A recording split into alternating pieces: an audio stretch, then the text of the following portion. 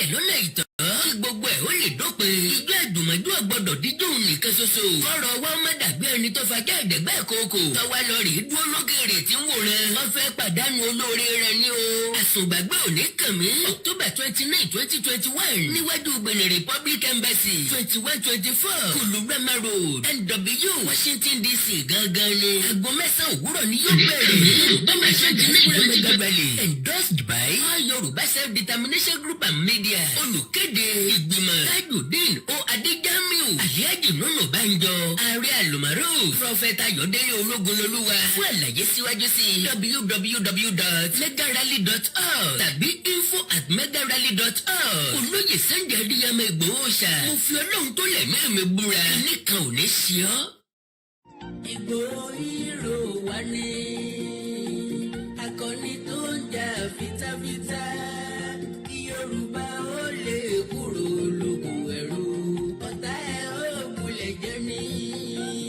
Yorùbá Nation Diaspora Mega Rally. Gbé gbogbo ọmọ Yorùbá jákèjádò àgbáńláyé láti wá darapọ̀ fún ìfẹ̀hónúhàn ọjọ́ kan láti kéde àtìlẹ́yìn fún olóyè Sunday Adéyẹmọ Ìgbòho. Òòṣà ní gbogbo ilẹ̀kílẹ̀. Akọni ògúnnágbòǹgbò tí dátọ́ lẹ́nu ìgbín. One day peaceful solidarity protest for Chief Sunday Adéyẹmọ Ìgbòho from illegal detention by Republic of Benin government. Tó máa wáyé lọ́jọ́ 29 oṣù kẹwàá ọdún 2021 ní Benin Republic Embassy tó wà ní 2124 Kulurama Road NW Washington DC lórílẹ̀‐èdè Amẹ́ríkà. Aago 9 òwúrọ̀ ni yóò bẹ̀rẹ̀. Gbogbo ọmọ Yorùbá tí ń bẹ lórílẹ̀‐èdè àgbáyé la pè. Ẹ̀jẹ̀ túyáyá kátúyàyà jáde. Kákéde àtìlẹ́yìn wa fún Májàsọ́lá. Síjọba Republic of Benin tìmọ́lé lọ́nà ìtọ́. Ẹ jẹ́ ká béèrè fún ìtúsílẹ̀. Ká béèrè fún ìdájọ́ òdodo. Bẹ́jà bá lẹ́ni lẹ́yìn ní pèsúrò. Ológìní bá lẹ́ni lẹ́yìn yóò pọ̀dù ọ̀yà. Akíkanjú kan ò lè dógun sẹ́. Yorùbá sẹ́ látìlẹ́yìn fún. Ọ̀pọ̀ lé sófin yagi lóko. Ọ̀pọ̀ gírí ẹsẹ̀ ní yẹ̀nà. Ọ̀pọ̀ ikán ní ìmọ̀lé. Ọ̀pọ̀ oyin ní safárá. Ọ̀pọ̀ èrùn àsìmágìyàn. Ìjọ àjùmọ̀jó ní gbáyé. Kíkọ́ni ijó ànìkànjó kọ́ni lẹ́sẹ̀. Agbòòjọ́ kì í gbàjọ́ kẹtì. Olóyè Sunday Ìgbòho ọ̀dẹ́bẹ̀. Ọjọ́ kan ò pọ̀jù láti fílẹ̀ fún lóore wa. Ẹni tó fara rẹ̀ kalẹ̀. Láti síwájú ìjìjàngbara. Fún orílẹ̀-èdè Yorùbá tuntun. Ká lè wà ní àlàáfíà. Kí ìjínigbé ó lè dàfí sẹ́yìn. Ìfipábánilòpọ̀. Ìfẹ́ranjẹko. Ìtẹ̀tọ́ ẹni mọ́lẹ̀ lọ́nà ìtọ́. Kí gbogbo ẹ̀ ó lè dópin. Ijó àjùmọ̀jó ọ̀gbọ́dọ̀ díjó nìkan ṣoṣo. Kọ́rọ̀ wa má dàgbé ẹni tó fajá ẹ̀dẹ̀gbẹ́ ìkookò. Tọ́wá lọ rè é dúró lókèrè tí ń wòran. Wọ́n fẹ́ pàdánù olóore rẹ̀ ní o.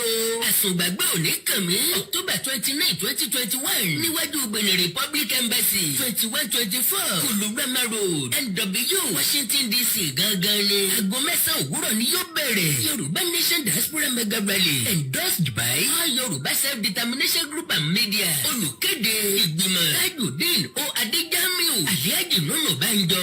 Ààrẹ Àlùmọ́rò. Prọfẹ̀tà Ayọ̀délé Ológunlolúwa. Fún àlàyé síwájú sí www.megarally.org tàbí info@megarally.org. Olóyè Sunday Adéyẹmọ Ìgbòho ṣá. Mo fi Ọlọ́run tó lẹ̀ mẹ́rin búra. Nìkan ò ní ṣe ọ́. Let's go. For the island of black. Navy blue child. Jakamo. Jakamo. Jakamo. Jakamo. Jakamo. That's it. That's it. Don't get you confused. The land is too much. The land is too much. The land is too much.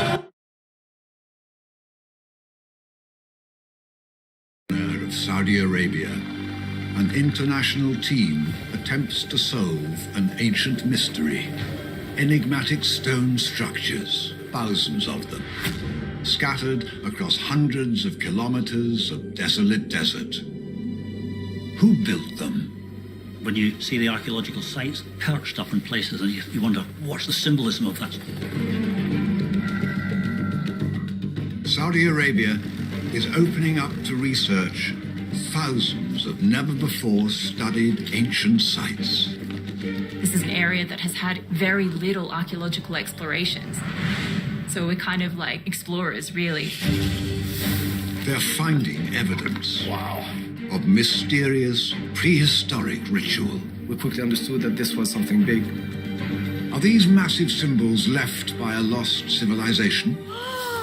Look!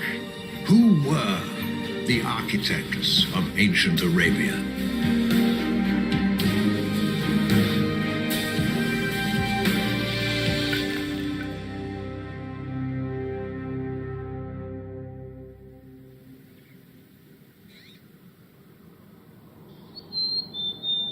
Alula, a region in Saudi Arabia's vast northwest.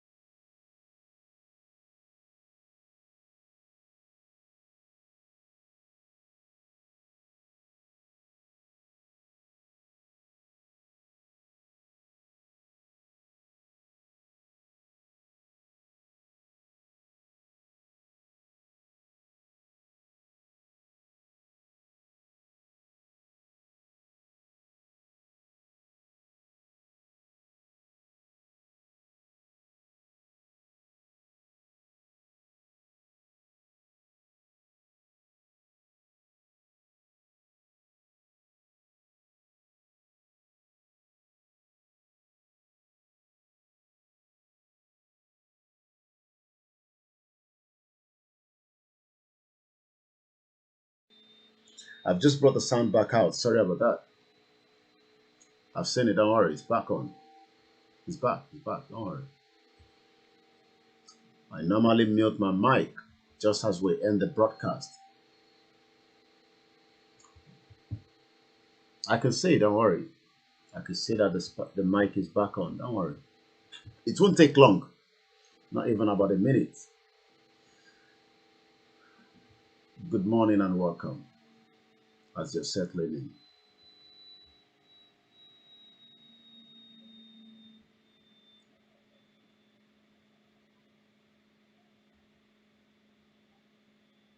The mic is back. Don't worry.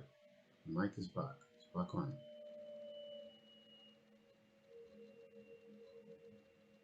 I normally mute my mic each time the broadcast finished. Not because we don't want you to hear the feed after each of the broadcasts. Ẹni tó bá wà worried ni kò ní fẹ́ kíyàn sọ pé nǹkan báyìí lòun tún ṣe lẹ́yìn tá a bá parí ètò. This is what we believe in. For years, we probably believed that Nigeria was going to work. For decades, people thought Nigeria will work. Some people still believe that Nigeria is going to work.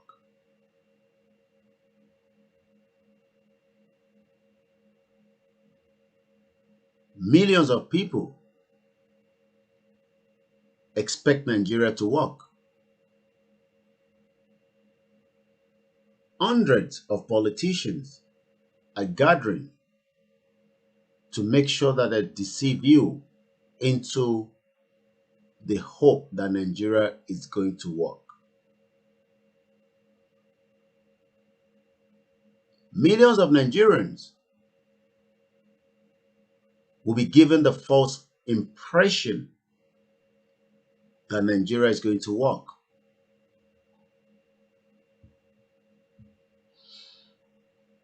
But I can tell you that Nigeria is not going to work.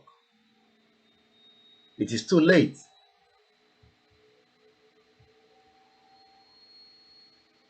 And that is why The time is for us now to say enough is enough. Otojo meta, Mama mi, Yemi, I'll leave the rest of the other part of the name, all the way from Canada. I've not heard from you for some time. I know you're very busy. How's the grandchildren? Mo kí gbogbo ẹ̀yin ìyá wa, ẹ̀yin bàbá wa. I was thinking, should I just continue my sleep or should I just come out? But ibi tẹ́mi èèyàn bá ti wà, ní nǹkan tí èèyàn bá ń ṣe, even if it's just few hours, you want to come and have a conversation.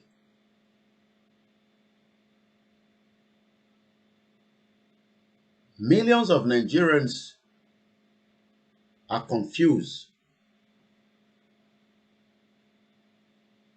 because we've been told so many lies for a very long time. So it will be very, very difficult to tell people that this is the right direction now. It's going to be very difficult. Nítorí pé ọ̀pọ̀lọpọ̀ èèyàn ni wọ́n ti sọ fún pé Nigeria will work. Let's hear this first.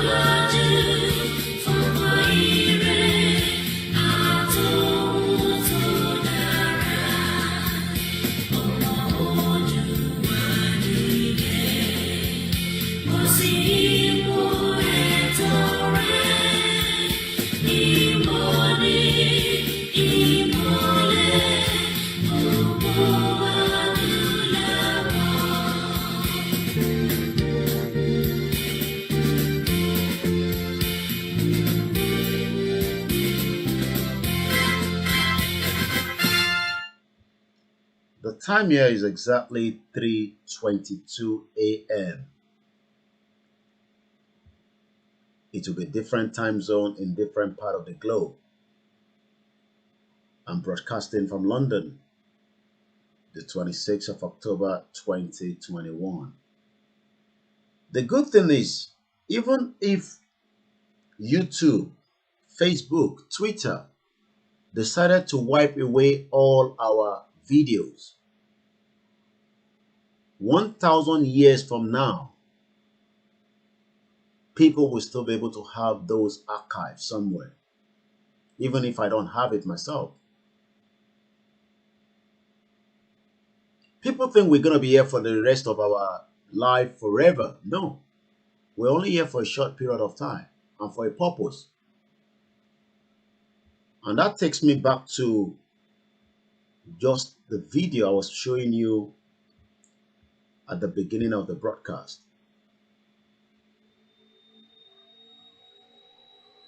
This is my YouTube page. And if I move my camera, I just want you to see that that is me there, right there, on the right-hand corner. And I want you to look at my history.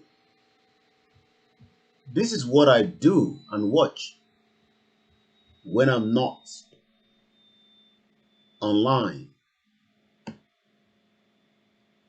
I go around, I do so many things. I check so many things out. And as you can see there, this was part of our conversation yesterday. If you remember, for those of you that were watching yesterday. But if you come back to this morning, part of the few things I was watching, things that people find on the beach. You won't believe what people find on the beach. I look at channels. Somebody sent me videos. I click on it. I realized that it's about 3 months ago. I replied them back. I said, it's not a current video. Incredible recent discovery in Antarctica. Discovery Channel documentary on Ula, architect of the ancient Arabia. I look at the life on Earth, the strange rock. I think this was Mayegun. Yeah, I watched Mayegun. Sudan. But there's something I was watching on this particular documentary. I do not own the copyright to it because this was just put out this year, 16th of April. Italy is 3:20, almost same time with London. Malaysia is already 10:22 a.m. America is just coming up to the evening time. Different time zone around the globe.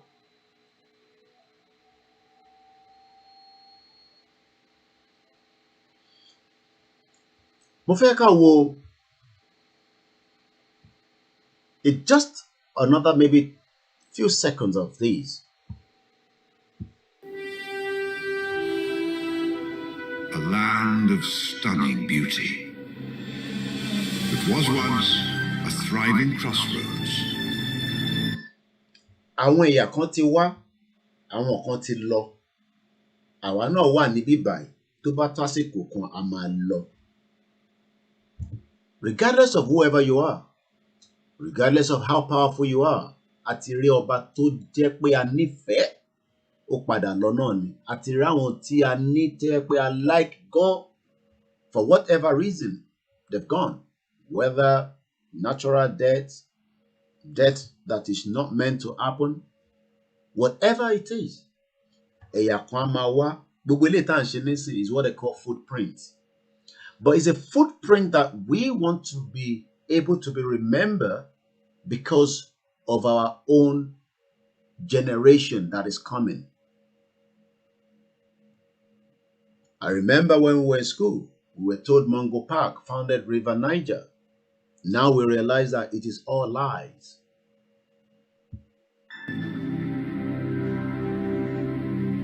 "2,000 years ago, Did you hear that? 2,000 years ago, some people were living in this particular part of the globe. Just as the Yorubas were living some thousands of years ago. Mexico, 9:26 p.m. Thank you very much. Ní ìgbà kan, àwọn ilé náà ń gbé níbì kan some 2,000 years ago. Ìran kan ni wọ́n, bọ̀ wọ́n ṣì ń rántí wọn nísìn. But àwọn tó ní ká tọ́jú Nàìjíríà, kí ló máa wá ṣẹlẹ̀ sí ìran tiwa gangan nítorí pé a kì í ṣe ẹ̀yà Nàìjíríà? an advanced civilization called the Nabatea. There was an advanced civilization níjọ́ náà lọ́hùn, just like Yoruba had advanced civilization before 1914. But we have a lot of Nigerians that are trying to fix a country that does not have any root attached to us at all. I see politicians with their big stomach. I see politicians with their small stomach. They are Yorubas, but they prefer to tell us that we can fix Nigeria and we should all be in Nigeria. As we speak, there are so many places within the Yoruba land that we have not even done any archaeological check on them to even give us some kind of more information. But it can never happen because we are already trapped in a country called Nigeria. So every time they are talking, instead come padà sí àwa ẹ̀yà ọmọlúàbí, they keep referring to us as Nigerians. Sherikwe, there's a problem. Carved these sandstone tombs. Nearly 100 of them many over 5 stories tall, are spread over 10 square kilometers. We have similar things like these in every part of Yoruba land that needs experts, researchers to start going into and giving us báwo ni wọ́n ṣe gbé ayé nígbà yẹn. But rather, we've been entrapped in a country called Nigeria that our politicians, our traditional rulers, believe that we can manage and we can continue to live as if we are one. Remains of an ancient city. These are the remains of an ancient city. They were city as we also have them before 1914. But because people are too entrapped with so many things around the globe, especially those in Nigeria, some don't even know that we are Yorubas. Some don't even know we are Oduduwa or Monduabi, whatever you want to call us, but we were not Nigerians. Kì í ṣe Nigeria. But they are telling you now to continue Nigeria by going into another election. And that means generation to come will fade away and will never know who we are, because some individuals wants to come into our land and just take it away from us. Called Hegra. As early Maya cities. You can see the beauty of the world. Tí wọ́n bá rò pé ilé ayé pín síbì kan. No. Ilé ayé pín sí different places. I've seen people telling me they are watching from Mexico. They are watching from America, Canada, from Yoruba land, from Biafra land, from Arewa land, from every part of the globe. But the problem is our indigenous ethnic group is going into extinction if we do not fight to retain it now. All the way from Russia, Kenya, Malaysia. City states were on the rise in the Americas, and the Han dynasty was building the Silk Road outward from China. Here in Alula, 2,000 years ago. Wọ́n sọ fún wa nípa gúrùpù kan, ethnic group kan, àwọn ẹ̀yà kan, pé ibi tó gbé some 2,000 years ago.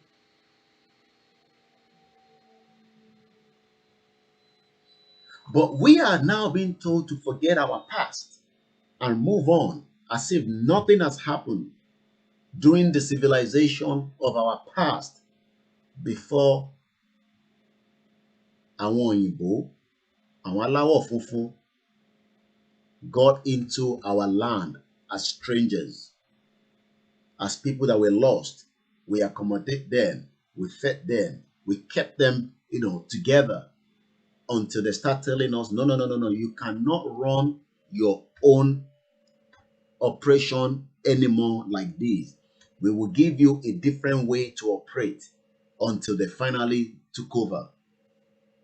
And years down the line, people just say, no, let's forget about that. Let's move on as people. We can continue to live piece by piece with the terrorists, with the Fulanis, with the Biafrans, with the Arewas, with every other 250 ethnic groups. Some people are saying that, okay, if you break away, what happens to those smaller ethnic groups? But the majority ethnic groups that we have are the Yorubas, the Hausas, and the people you call the Igbo.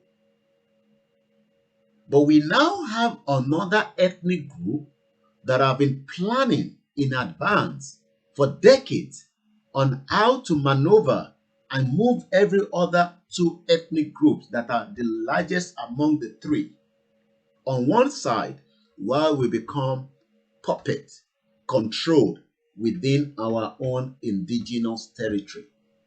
The Nabateans built Hegra to help command one of the ancient world's most lucrative trade networks. We have been doing trade just like these other groups or this ethnic group some 2,000 years ago. But because we have been told lies upon lies for so many years, nobody is doing any more research on our soil. There was a particular place that Citizen I was talking about, Gentobaranoti. I just want you to remind me. I can't remember the area. I think it's in Ondo State. So that I can pull it up. That indicate that we have been existing for more than 10,000 years. But who's going to do the research?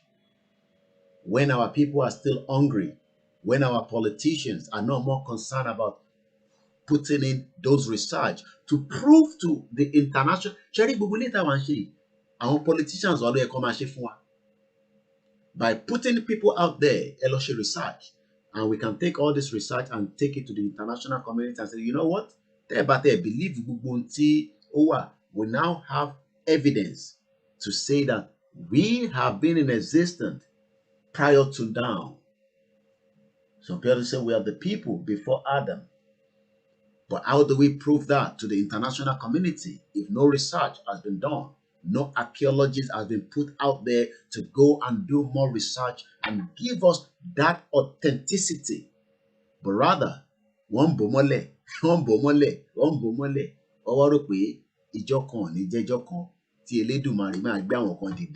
whether you believe in the Sheshe, whether you believe in the Christianity, the Islam. No. It does not matter. What matter is we have all lived piece by piece for decades. But our generation have been told lies upon lies. Carrying incense and spices from Arabia to Egypt, Rome, and beyond. It's actually a primary communication route that's been used for the spice trade. It's been used for the Hajj during... Did you hear what they said? They've been given a background of this particular area.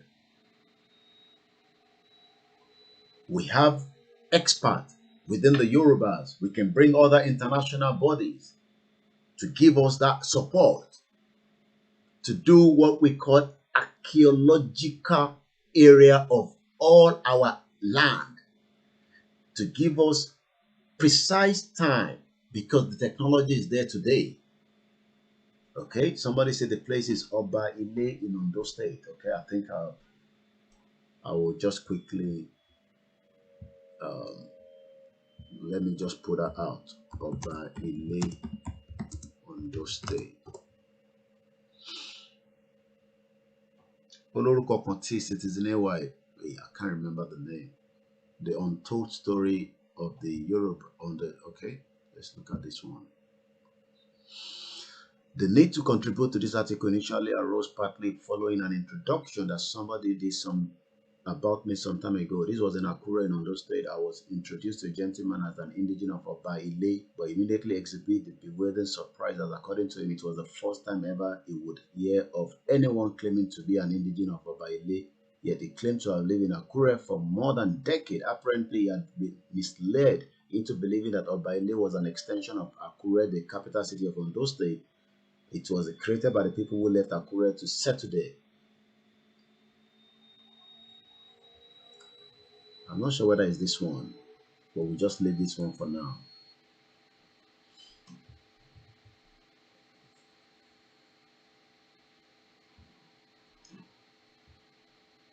I hope you're following me. Why am I bringing this area of conversation into discussion at the early hours of this morning? Nítorí pé mo fẹ́ jẹ́ ká máa ronú jìnnà ju bá ṣe ń rò lọ nísìn. Torí pé tá bá ń ronú jìnnà yẹn, a máa rántí pé ẹni sùúrù tó bá ń sọ pé Yorùbá ti wà tipẹ́, ọmọlúàbí wa ti wà tipẹ́, because àwọn kan náà wọ́n tẹ̀ fi gbọ́ Yorùbá yẹn pé ọmọlúàbí ni wá, Odùduwà ni wá. But all I'm saying is our ethnic group, ẹ̀yà tiwa, have been in existence for a long time, even káwọn òyìnbó kó tó wá rárá láti bẹ̀. So ẹ má jẹ́ kó fún yín ní impression pé wọ́kọ̀ àwọn kọ́kọ́ dìde àwọn sọ pé yẹn ká pín ẹ kí ló dé tẹ́ ṣe fẹ́ pín nígbà tó yẹ pé ẹ gbọ́ pé èèyàn kan sọ́njọ́ mi ó náà lọ́n dá gbogbo wa together nítorí kí ni? It's because research that should have been done for decades. Gbogbo owó tó yẹ káwọn Yorùbá politicians àwọn olówó wa kó yẹ kán ná sínú research so that ṣe rí bí àwọn ṣe ń ṣiṣẹ́ báyìí nísìn wàá kàn máa fún wa ní dọ́kúmẹ́ǹtì ni wàá kàn máa fún wa ní scientific evidence kò ń ṣe pé kò sí but I'm talking about where we can easily just say kill and waste time for. Let's declare Yoruba nation even if the international community refuse to, because there's evidence based that this is who we are before. How old the United Nations? United Nations is 76 years as at yesterday. Abijeta. United States, United Nations is 76 years. Our other team be thousands of years before United Nations. So why then must we wait for them to give us the final say? Oh, because we want to be, recognize wa gẹ́gẹ́ bí ìlú. Fair enough. Wọ́n ṣe máa recognize Afghanistan nísìn. Àwọn ṣe sọ pé wọ́n recognize Afghanistan even in the midst of the chaos of Afghanistan. Let's continue. Like I said, I do not own the copyright to this video. It's a new video. I think it came out April this year. Much later periods, people have used this route for a very long time. Just as àwa náà ti lo rúùtì ilẹ̀ wa, now we don't even know anything about our forest anymore. We don't know anything about our caves. We don't know anything about every part of our land because it is now settled by other ethnic group. I'm not talking about No. I'm talking about the forest, our areas that people have now entrapped themselves inside. And it has now become a danger. One in Ogun State, what do you mean? So, because people are still waiting until millions of people die before they speak out. And some people think it's nothing. Everything is normal.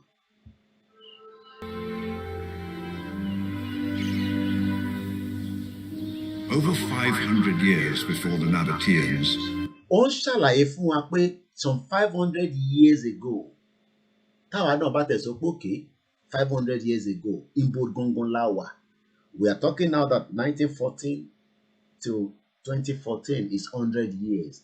Now let's add another 400 years backwards. So what was happening before that 1914? What kind of life were people living? Are we educated people then? Did we have our own ways of life? I'm talking about before even the slave trade.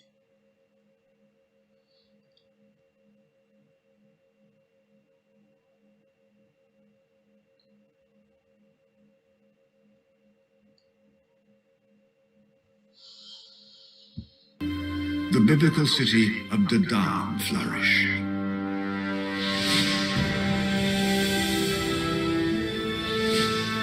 The Dadan statues have clear Greek and Egyptian influences, and its language is one of modern Arabic's ancient. Our language, èdè tá ń sọ, tá fi ń bára wa sọ̀rọ̀, tá ń sọ̀rọ̀ yìí, ẹ rò pé èdè yìí ò lè lọ. Another 5,000 years if we are not careful, if we don't do the right thing now, we lose the language completely. Ṣé rí gbogbo ìtàn kọ ní Yorùbá yẹn, tá a bá careful, fùdádà bí kí lèdè àwọn Fúlàní yẹn, òun la máa lò. Because they will easily just change everything gradually. As they continue to call Nigeria, Fudede, Fulani will now become the biggest ethnic group among all the other two. And before you know, ṣé a ṣe ń complain pé àwọn ló di Port Authority mú, àwọn ló di kinní kan mú, àwọn ló ṣe kinní kan. By the time you wake up in another, by that time àwa máa ti lọ lóòótọ́, because we cannot be here forever. It's not possible. Fudede, yeah. Thank you very much, Mr. Taiwo. We are now fighting to preserve who really we are. We are not Nigerians, and we can never be Nigerians because Nigeria was put together in 1914. That is a fact that nobody can deny. And that is something that we need to understand. It's a fact that nobody can deny. Nobody can deny that. Even Alaafin. I've seen that video. I'll see if I can get it out again. I'm not sure I shared it onto my... I know somebody sent it to me. Please, if you have that video, níbi tí Baba Alaafin ti sọ̀rọ̀, ẹ kàn bá mi send it again. I'm not sure whether my mom have it, so that I can just open it up. Because mo share lọ sórí page wa. Let's continue with this. Ancestors.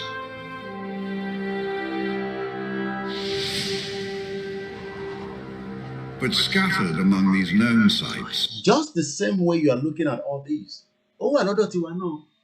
Àìtí ìgbà research láti lọ ṣẹ́rí gbogbo ibi tí ẹ rò pé igbó ti wùlé lórí yẹn. By the time tó bá bẹ̀rẹ̀ sí excavate, tó bẹ̀rẹ̀ sí check gbogbo area yẹn látòkè with satellite pictures, then wọ́n máa ń rán àwọn ground force kó bẹ̀rẹ̀ sí lọ check it out.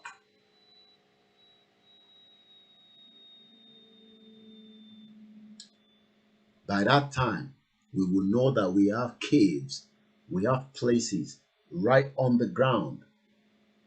Tí iyẹ̀pẹ̀ ti bò, omi ti wà lórí mi. By the time tó bá bẹ̀rẹ̀ sí separate, you realize pé wow, ọmọ aládé gidi ni wá lóòótọ́, ògo adúláwọ̀. Àwọn ògo adúláwọ̀ nísìn, àwa ń sálọ ìlú káàkiri. Iṣẹ́ pọ̀ lọ́dọ̀ tiwa táìtẹ̀ tí ṣe, a lọ ń support mechanism ìlú mi. Because our own system, we are all trapped.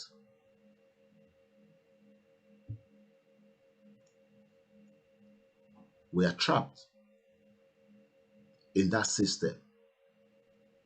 A lè lọ síwájú, a lè lọ sẹ́yìn. A wà lójú kan.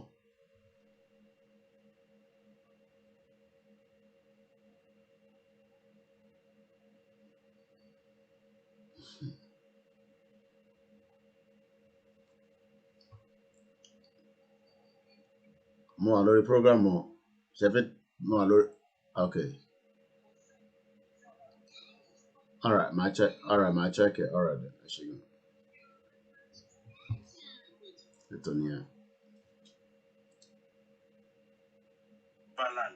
Okay. Number 2, sir. All right, I've seen it. Ó wà lórí page ìyàwó tẹ ní ọmọ logo. We'll come back to that.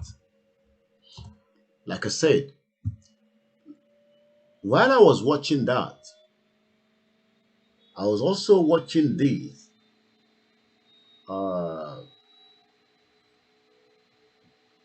Jupiter, the search for exclusive planet is over. I was also watching something closer to that as well. Incredible discovery. I was watching this. Today, These are things that I use to educate myself and try to ask the question. Tàbá dákẹ́ tá a ṣe nǹkankan nísìn, ṣé rí gbogbo àwọn ọmọ tó wà lẹ́yìn wa, wọ́n máa béèrè lọ́wọ́ wa pé nígbà tẹ́ ní access gbogbo information yìí, kí ló dé tí ẹ gbé jáde? Nígbà tá a wá ti gbé jáde nísìn, àwọn politicians wa wọ́n díjú, wọ́n ṣe bíi pé kò kàn wọ́n. This is something else I was watching as well. Or a giant face right in the midst of snow valleys, or a crater the size of the state of Colorado. We'll come back to that. Let's go on Sister Tennis page. I think she has that video there from what I've seen.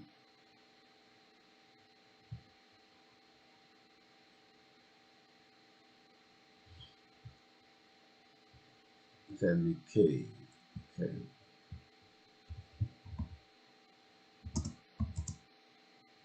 Then okay.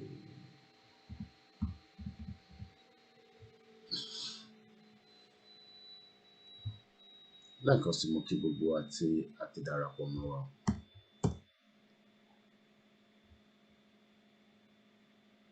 Okay.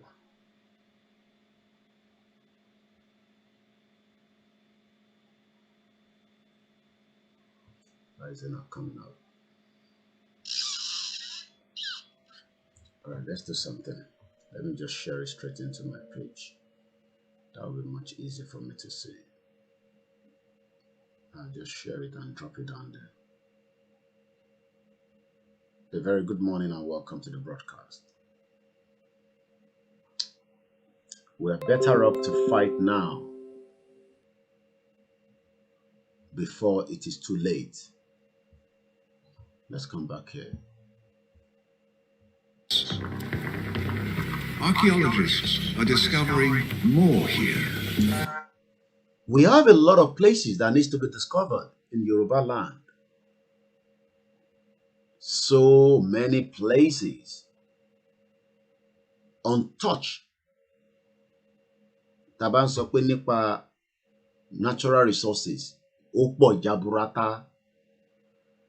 But it is all entrapped inside a country called Nigeria.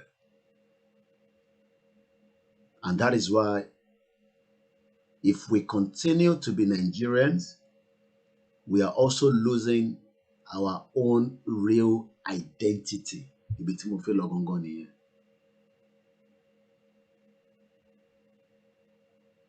Sherry, the more Taban keep Nigeria and lose our own main identity.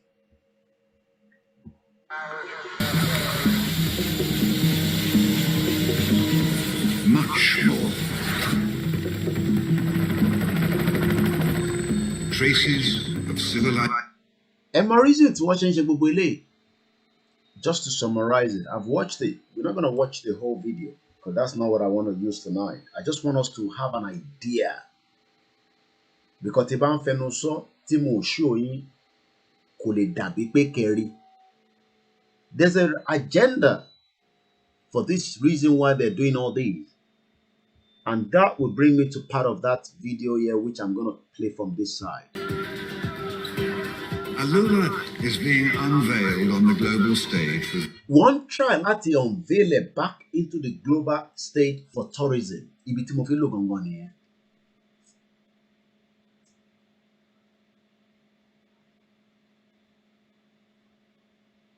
While táwa ń sọ pé I get American passport and British passport. I get Canadian passport. My children, I like àwọn ọmọ wa tó ṣe ní àwọn passport yẹn lọ́wọ́ àkórèrè àdúpẹ́ fọ́lọ́run. There's nothing bad in having those passports. There's nothing bad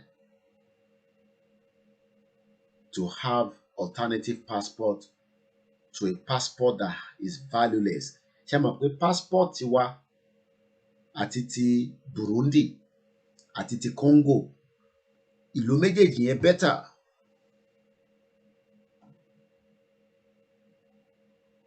So the whole purpose of putting this ULA or whatever, this particular project is to bring people back to come and learn about these people that were living there some 2,000 years ago. world-class festivals, new infrastructure, New infrastructures will be built. results, Result. That means Saudi Arabia is now trying to open up from that kind of Saudi Arabia that you know. They now want to open up a little bit more.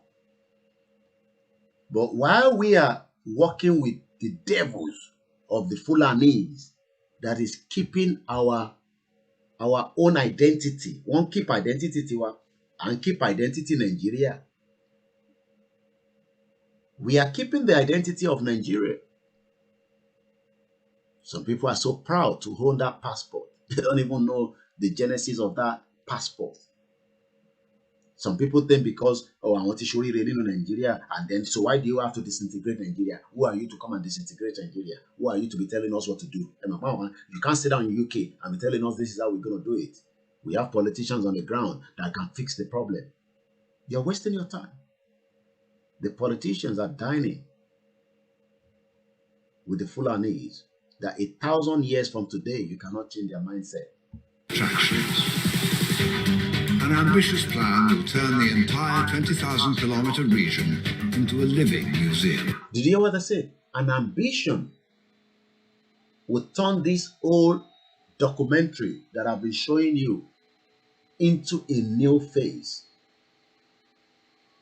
And they're already preparing the ground for that. Koda, what in train and one more. By the time it gets to that stage. To protect Alula's pristine historic landscape. Who is protecting our own landscape, our own historical places? Nobody, because it has been left open. Protected. Everybody is now entrapped. I've got that video ready now, and I'm going to put that video up in just some few minutes.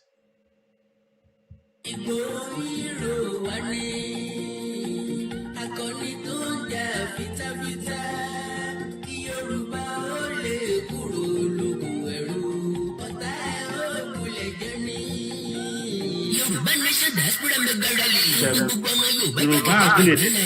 láti wá darapọ̀ fún ìfẹ̀hónúhàn ọjọ́ kan láti kéde àtìlẹ́yìn fún olóyè Sunday Adéyẹmọ Ìgbòho òòṣà ní gbogbo ilẹ̀kílẹ̀ akọni ògúnnágbòǹgbò tí dátọ́ lọ́rùn ìgbín 1 day peaceful solidarity protest for Chief Sunday Adéyẹmọ Ìgbòho from illegal detention by Republic of Benin government tó máa wáyé lọ́jọ́ kọkàndínlọ́gbọ̀n oṣù kẹwàá ọdún 2021 ní Benin Republic Embassy tó wà ní 2124 Kulurama Road NW Washington DC lórílẹ̀‐èdè Amẹ́ríkà aago 9 òwúrọ̀ ni yóò bẹ̀rẹ̀ gbogbo ọmọ Yorùbá tí ń bẹ lórílẹ̀‐èdè àgbáyé la pè ẹ̀jẹ̀ túyáyá kátúyàyà jáde kákéde àtìlẹ́yìn wa fún májàsọ́lá síjọba Republic of Benin tìmọ́lé lọ́nà ìtọ́ ẹ̀jẹ̀ ká béèrè fún ìtúsílẹ̀ ká béèrè fún ìdájọ́ òdodo gbàjàbá lẹ́ni lẹ́yìn ní pèsúrò ológìní bá lẹ́ni lẹ́yìn yóò gbọdọ̀ ọ̀yà akíkanjú kan ò lè dógun sẹ́ Yorùbá sẹ́ látìlẹ́yìn fún ọ̀pọ̀ lẹ́sọ̀fẹ́ yagi lóko ọ̀pọ̀ gírí ẹsẹ̀ ní yẹ̀nà ọ̀pọ̀ ikán ní mọ́lé ọ̀pọ̀ oyin ní safẹ́rẹ́ ọ̀pọ̀ ìrún àsìmágìyàn ìgbó àjùmọ̀jó ní gbáyé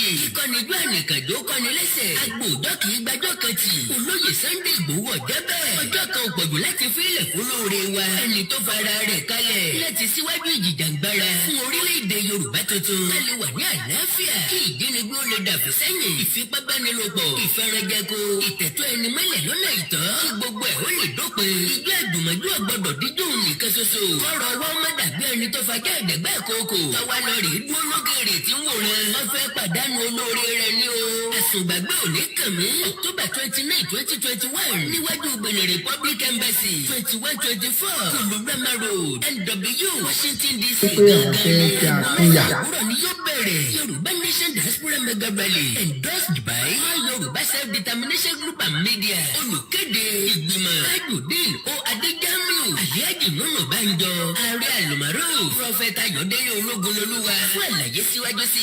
www.megarally.org tàbí info@megarally.org olóyè Sunday Adéyẹmọ Ìgbòho ṣá mo fi Ọlọ́run tó lẹ̀ mẹ́rin mi búra nìkan ò ní ṣe ọ́. And welcome back again to the broadcast. Ẹ jẹ́ àkọ́kọ́ gbọ́ ti Ọọ̀ni of Ifẹ̀. Ó ní táwọn náà rí i pé kò yẹ kó máa rí báyìí lọ ẹ jẹ́ ká jókòó sọ̀rọ̀ táwọn bá sọ̀rọ̀ ẹ jẹ́ ká pínyà bí òye ṣe yé wọn sí ni bí èmi ṣe máa ń sọ fún ìjọba ó yẹ kí ìjọba pè wọ́n sí ìjókòó nítorí pé ọbẹ̀ ò kí ń lè kó àgbà.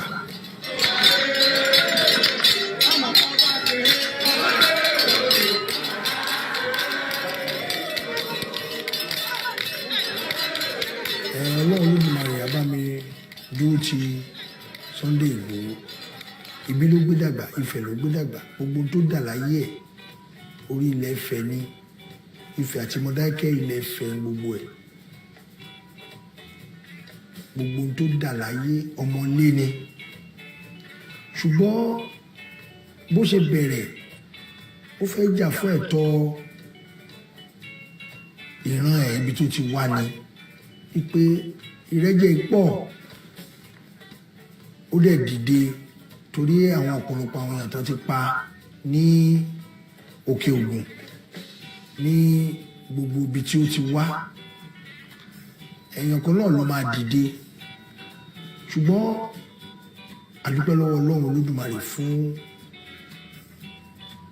bí Ọlọ́run tiẹ̀ ṣe lọ́ra ẹ̀mí ẹ̀ ó gbìyànjú ṣùgbọ́n nígbà tí ọ̀pọ̀lọpọ̀ bẹ̀rẹ̀ sí kó sí lórí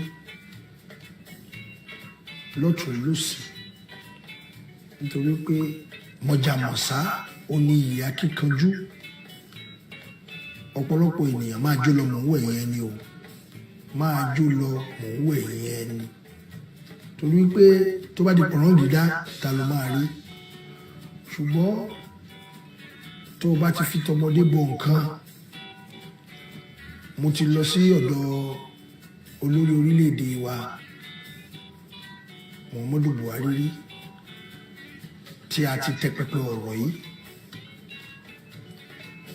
a dẹ̀ gbà níyànjú pé ọmọ wa ní ṣùgbọ́n wọ́n ní ká gbà nímọ̀ràn pé kó dákẹ́ ṣùgbọ́n kò gbọ́ àwọn èèyàn kó sí lórí èébú ló bẹ̀rẹ̀ sí bú gbogbo wa bí mo ṣe kúrò lọ́dọ̀ ààrẹ tó ń gbà náà mo pe gbogbo àwọn àgbààgbà ilẹ̀ káàárọ̀ oòjíire mo lè gbà mọ̀ pé kó ní sùúrù o ṣùgbọ́n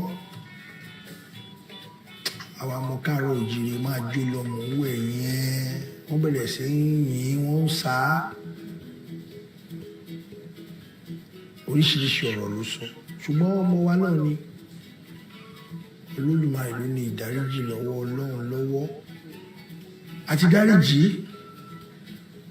ká ló ti gbọ́rọ̀ sí wa lẹ́nu ni ọmọ ẹni kò kì í ṣèdí bẹ̀bẹ̀rẹ̀ ká fi ìlẹ̀kẹ̀ sídìí ọmọ ẹlòmíì àwa náà gbìyànjú pẹ̀lú ibi tó wà ṣùgbọ́n èèyàn kan ò jẹ́ àwádé ta ló máa ń bá ìjọba jà ọpọlọ ni ó fi máa gba ẹ̀tọ́ ẹ̀ lọ́dọ̀ ìjọba kì í ṣe nípa ariwo ọpọlọ ni tí o bá lè ti wọ́n ní ajá tó bá lẹ́ni lẹ́yìn dandan ló máa pa ọ̀bọ ṣùgbọ́n àwọn tó ń gbà mọ̀ràn ti pọ̀ jù àwọn àgbààgbà ilẹ̀ káàárọ̀ oòjíire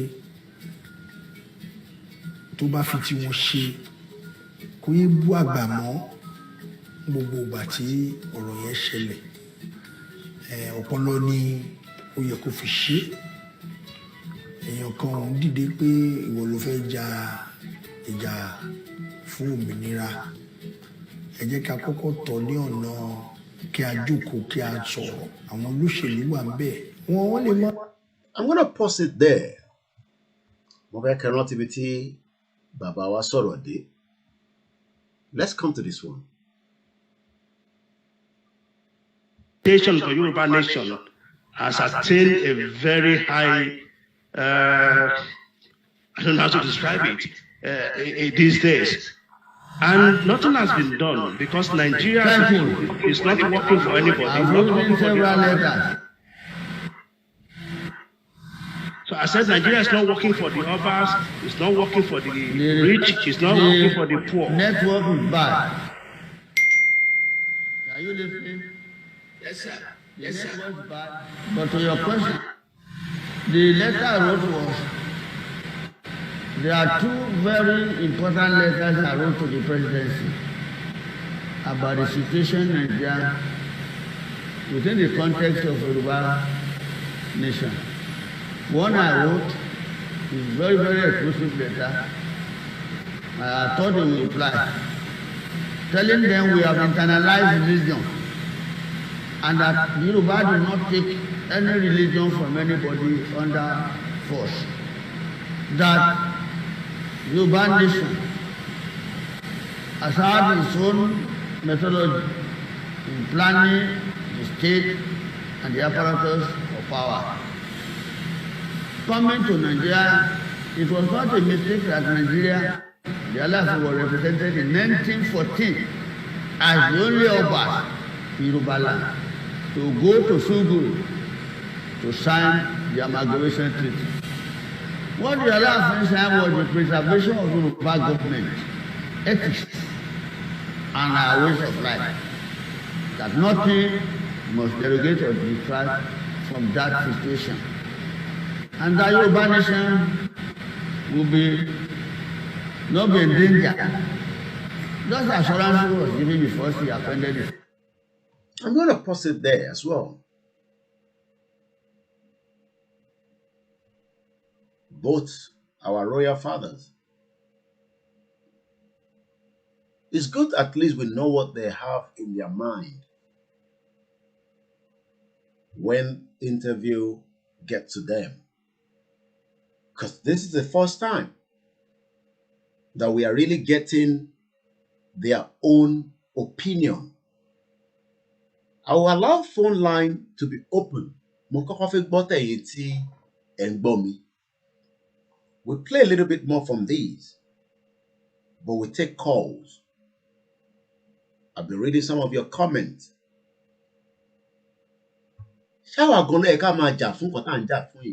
That's my first question. Ṣé Chief Sunday Igboho ló yẹ kó máa jà fún tó ń jà fún yìí? Ṣé ó ń jà fún rẹ̀ ni àbọ̀ ń jà fún ọ̀ràn gbogbo wa? Bàbá wa Aláàfin Ikú Bàbá Yèyé said, if I rewind it here, that there was one of the king that was also involved in signing that 1914 amalgamation, but it was to preserve the Yorubas. Are we now being preserved?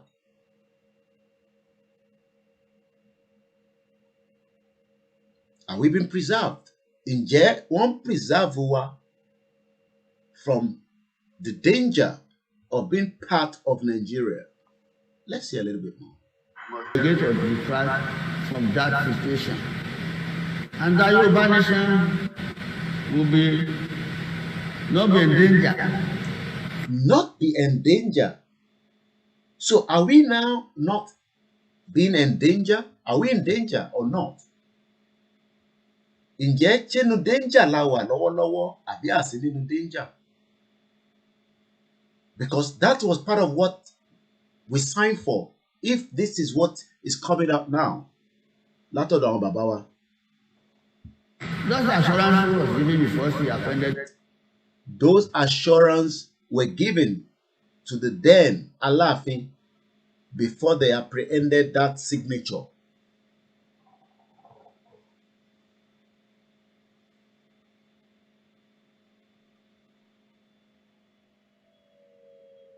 Are we following this conversation? So that means I think we're in danger for them to be telling the world that no, intersign nígbà yẹn kò work more. Let's go back to who we are prior to 1914. And that was why I started the conversation from this side. The Discovery Channel documentary of Ihula, Architects of Ancient Arabia, trying to preserve their own ethnic, their own area. But our own area is no longer safe. But àwọn bá wa wọ́n ní wẹ́, Ìgbòho àwọn tí bá sọ kò gbọ́ràn. So ibo làwọn wà ní all this while prior to then. +447594050979. Let's hear more from you. Wọ́n á ṣe dáadáa o, ṣùgbọ́n àwọn lọ́lọ́run ṣì fi síbẹ̀. Àwọn lọ́lọ́run fi síbẹ̀, àwọn politicians wa. So that means we must be prepared to go for 2023. That's what they're telling you.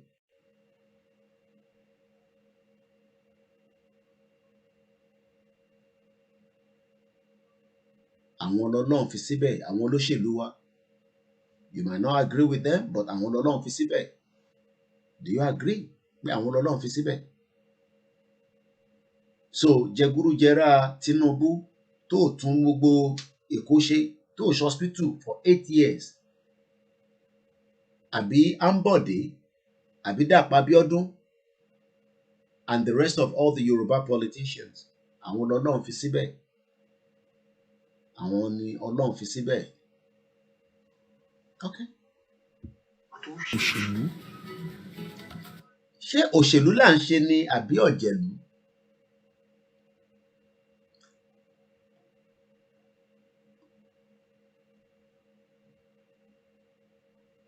Should we be concerned after watching? Some of you have watched this video. Are you concerned? Are you worried? Let's hear your view. Is it good that we know where they are and where they stand? aláti kọ́kọ́ jókòó pẹ̀lú wọn. So we have to sit with all our politicians. So we have to sit with Tinubu. We have to sit with the APC, the PDP, Seyi Makinde, and we have to go and tell them that no, politics is not the only way. We want a Yoruba nation. So àwọn mọ̀ pé a kì í ṣe ẹ̀yà kan náà. lẹ́sẹẹsẹ ní gbogbo kínní ṣùgbọ́n ọ̀pọ̀lọpọ̀ ló ní pé àwọn fẹ́ gbé ní ọ̀nà ariwo. Wọ́n náà ariwo là ń gbé bọ̀ lẹ́sẹẹsẹ ní ọ̀rọ̀ kínní. So gbogbo ẹ̀yà wọn káàárọ̀ òjíire. We might be in there for a very long time.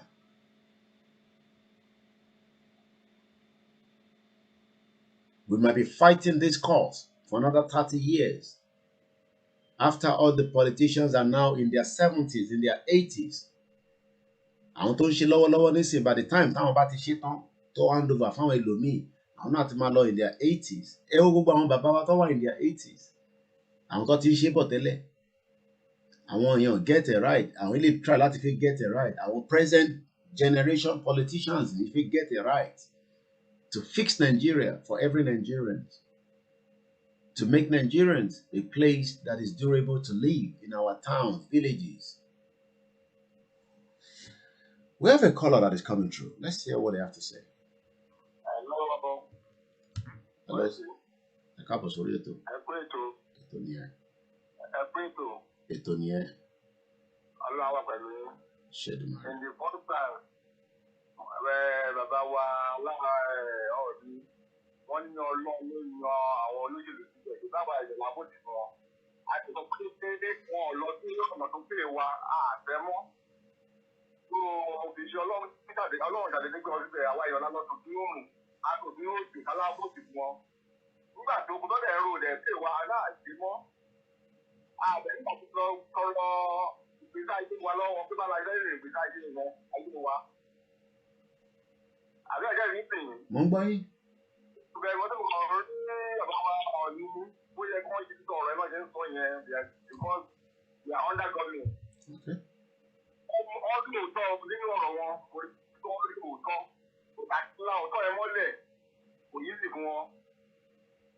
And then I want you to see this issue pé ìlú gbọ́ngàn bóyá kọjú sí àwọn kábíyèsí ọ̀tọ̀ bóyá kọjú sí àwọn ará ìlú ọ̀tọ̀ ìyà òde kábíyèsí àwọn ará ìlú ìyà jẹ. Ó jẹ́ pé lọ àwọn òdì ìgbádùn àwọn lọ́wọ́. Ẹjẹ́ mi sìn so that's the way I would see it. But mo rí ní àti bàbá wa Ọọ̀ni àti bàbá wa Aláàfin ìrìnlẹ̀ ló ti kù. But they find it very difficult to do the two. Okay. So the contribution is right now. All right. Ẹja gbọ́ tẹlòmíì ẹ ṣé gan ni. Hello, all right, +4475 94050 Some of you must have listened to it before. Some of you are listening to it for the first time. Nǹkan ogun wo ló fẹ́ fi jà? Ṣé o ní nǹkan ogun lọ́wọ́ ni? Ṣùgbọ́n àwọn ọmọ káàárọ̀ òjìrì ọgbọ́n ju agbára lọ. Ọlọ́run àwa wa dúró tí à ń gbàdúrà fún. Tó ọmọ wa náà ni.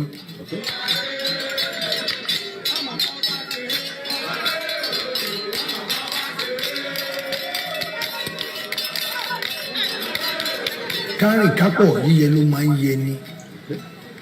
Ṣùgbọ́n kí ló máa ń tú ẹgbẹ́? Ìrẹ́jẹ ló máa ń tú ẹgbẹ́. Tí ìrẹ́jẹ bá ti wà, ẹgbẹ́ ò kì í gún. Gbogbo àwọn tó ń sọ pé àwọn fẹ́ kí a pínyà, ó ní táwọn náà rí i pé kò yẹ kó máa rí báyìí lọ. Ẹ jẹ́ ká jókòó sọ̀rọ̀. Tá a bá sọ̀rọ̀, ẹ jẹ́ ká pínyà. Bí òye ṣe yé wọn sí ni, a ò dẹ̀ ní bu ẹ̀tẹ́ lù wọ́n. Bí èmi ṣe máa ń sọ fún ìjọba, ó yẹ kí ìjọba pè wọ́n sí ìjó. Ẹ káàbọ̀ sórí ètò. Ọ̀rọ̀ tẹ́ sọ ni mo fẹ́ dá sí. Ẹ ti wà lórí ètò.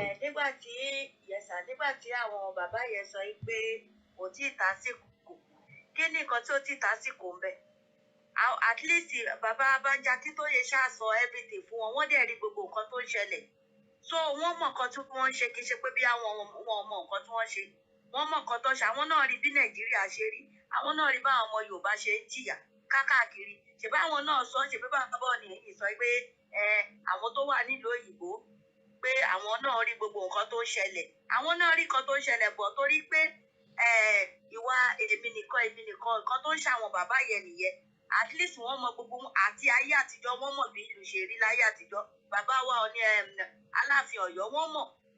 So wọ́n mọ̀ nǹkan tí wọ́n ṣe, wọ́n ti òṣèlú bọ̀ ni torí pé nǹkan tán rí jẹ́ ń bẹ̀. Àwọn dẹ̀ ṣe bámúbámú ni mo yó, àwọn ò mọ̀ bí ebi ń pọmọ ẹnì kọ̀ọ̀kan. So gbogbo ọ̀nà mọ̀ nǹkan tó ṣe. Ẹ máa ń kọ́ tó sọ pé ká fi ẹ̀rọ ṣe. Àtijọ́ ta ti ń fẹ̀rọ̀ ṣe, táwọn èèyàn ti ń bá wọn sọ̀rọ̀, tó ti ń bá àwọn bàbá yìí sọ̀rọ̀ pé àbàbá ẹ wò nǹkan tó ń ṣẹlẹ̀, ẹ wò nǹkan tó ń ṣẹlẹ̀. So wọ́n mọ̀ nǹkan tí wọ́n ṣe sà. So ọ̀rọ̀ kan tí mo ní kí n dá sí nìyẹn sà. Ẹ ṣé gan ni. Táàmọ̀ kó wá sọ o. Ẹ ṣé gan ni ìyá wa, all the way from United Arab Emirates. Oko nítorí pé ọbẹ̀ ò kí ń mì ń kó àgbà. Orí ìtẹ́ àgbàlagbà mo jókòó lé. Hello, caller. Good morning and welcome to the program. Oh, hello. Is that Koiki? Ẹ ti wà pẹ̀lú wa, ẹ káàbọ̀ sórí ètò. That Koiki also. Ọ̀nà ni kò pé méjì. All right. Good to hear from you. Most much enjoying now, you know. I'm calling firstly to congratulate you on your program, and I'm trying to invite you to my platform to interact with my audience. I've tried to reach out to you before. Hey, so sorry about that. Let me just capture your number now because I don't think I've got it before. Emma Sorolo, then I can reach back to you later on after this program, maybe 2 in the morning. Yeah. So essentially, it's adopts the same like what you do as well. It's called One Man Went to Go. Yeah, I'll be more than happy to come and have a conversation. Why not? Yes. Yeah. So, do you want me to have a conversation with you now, or do you want us to talk later? Okay. On air. Okay, I'm on air now. We can have that conversation later if that is fine. No, that's brilliant. Yeah. So that is fine number. So just yes, I've got the number. Yeah, I've got the number, and then I'll put a call back. Thank you very much, Uncle. Thank you, sir. Ẹ ṣé gan ni, sir. Ètò yín ni tèmi ni pé kí n gbé wá síwájú wa kájọ gbé yẹ̀wò. 2023 is looming. Our kings they're granting interviews now. We have an idea what they are thinking. Ẹ já lọ sọ́dọ̀ bàbá mi ní Canada. +447594050979. Okay, we lost that call. The line is still open. Ẹ jẹ́ ká gbọ́ látọ̀dọ̀ yín, ẹ̀yin tẹ́ fẹ́ gbọ́ wa àtẹ̀yin tẹ́ fẹ́ fi tọ̀dọ̀ yín náà kún. Ọ̀nà ọgbọ́n ọlọ́gbọ́n la fi ń ṣọgbọ́n. Ẹ káàbọ̀ sórí ètò ìyá wa. Hello, caller. Hello. Ẹ gbóhùn sókè, ẹ ti wọlé, à ń gbọ́ yín.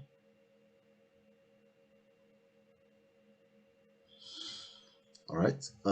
Ẹni tó bá ń pè tẹ́ bá tún gbọ́ tinú ilé, ó máa disturb yín, ó máa confuse yín. Orí fóònù yẹn nìkan ni kẹ́ focus lé lórí. We have a new caller. Hello. Hello, my brother. Ẹ káàárọ̀ lọ́dọ̀ wa ń bí. Mo fẹ́ dá sí Ẹ káàbọ̀, à ń gbọ́ yín sá. Mo fẹ́ kí gbogbo àwọn ẹgbẹ́ àdúrà láti kọ́ Sherry video template on Marabade. I watched it twice.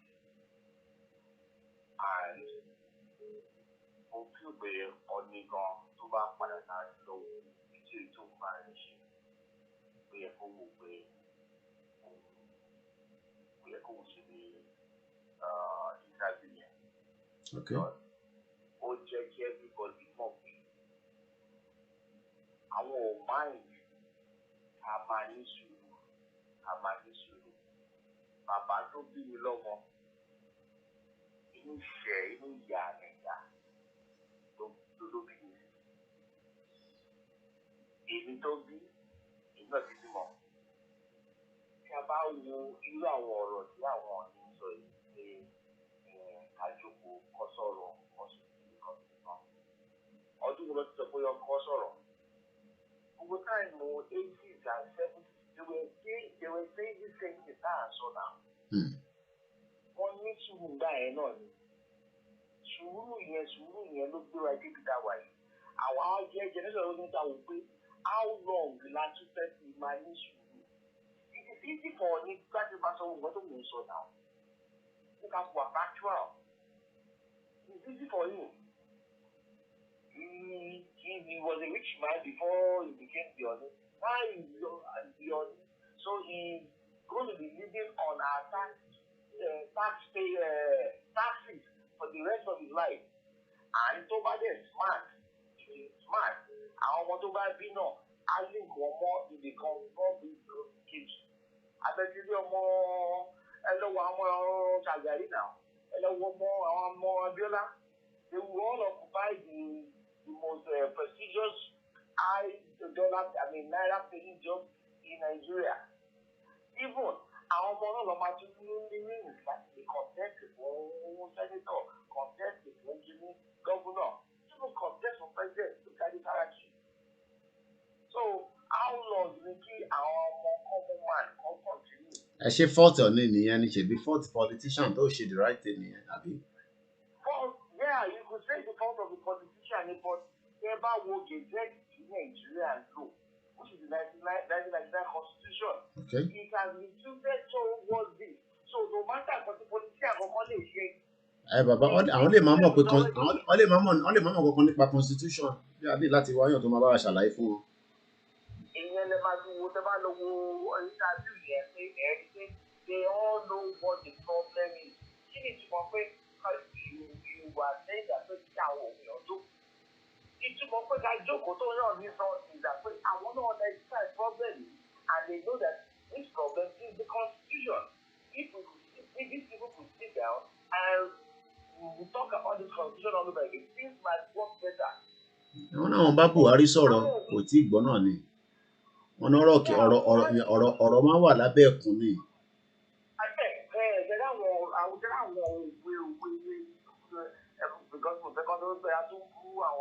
No, analysis ẹ̀ là ń ṣe ní láti ààbò wọn à ń ṣe analysis ẹ̀ ní analysis là ń ṣe ìyẹn kan ò bó anybody.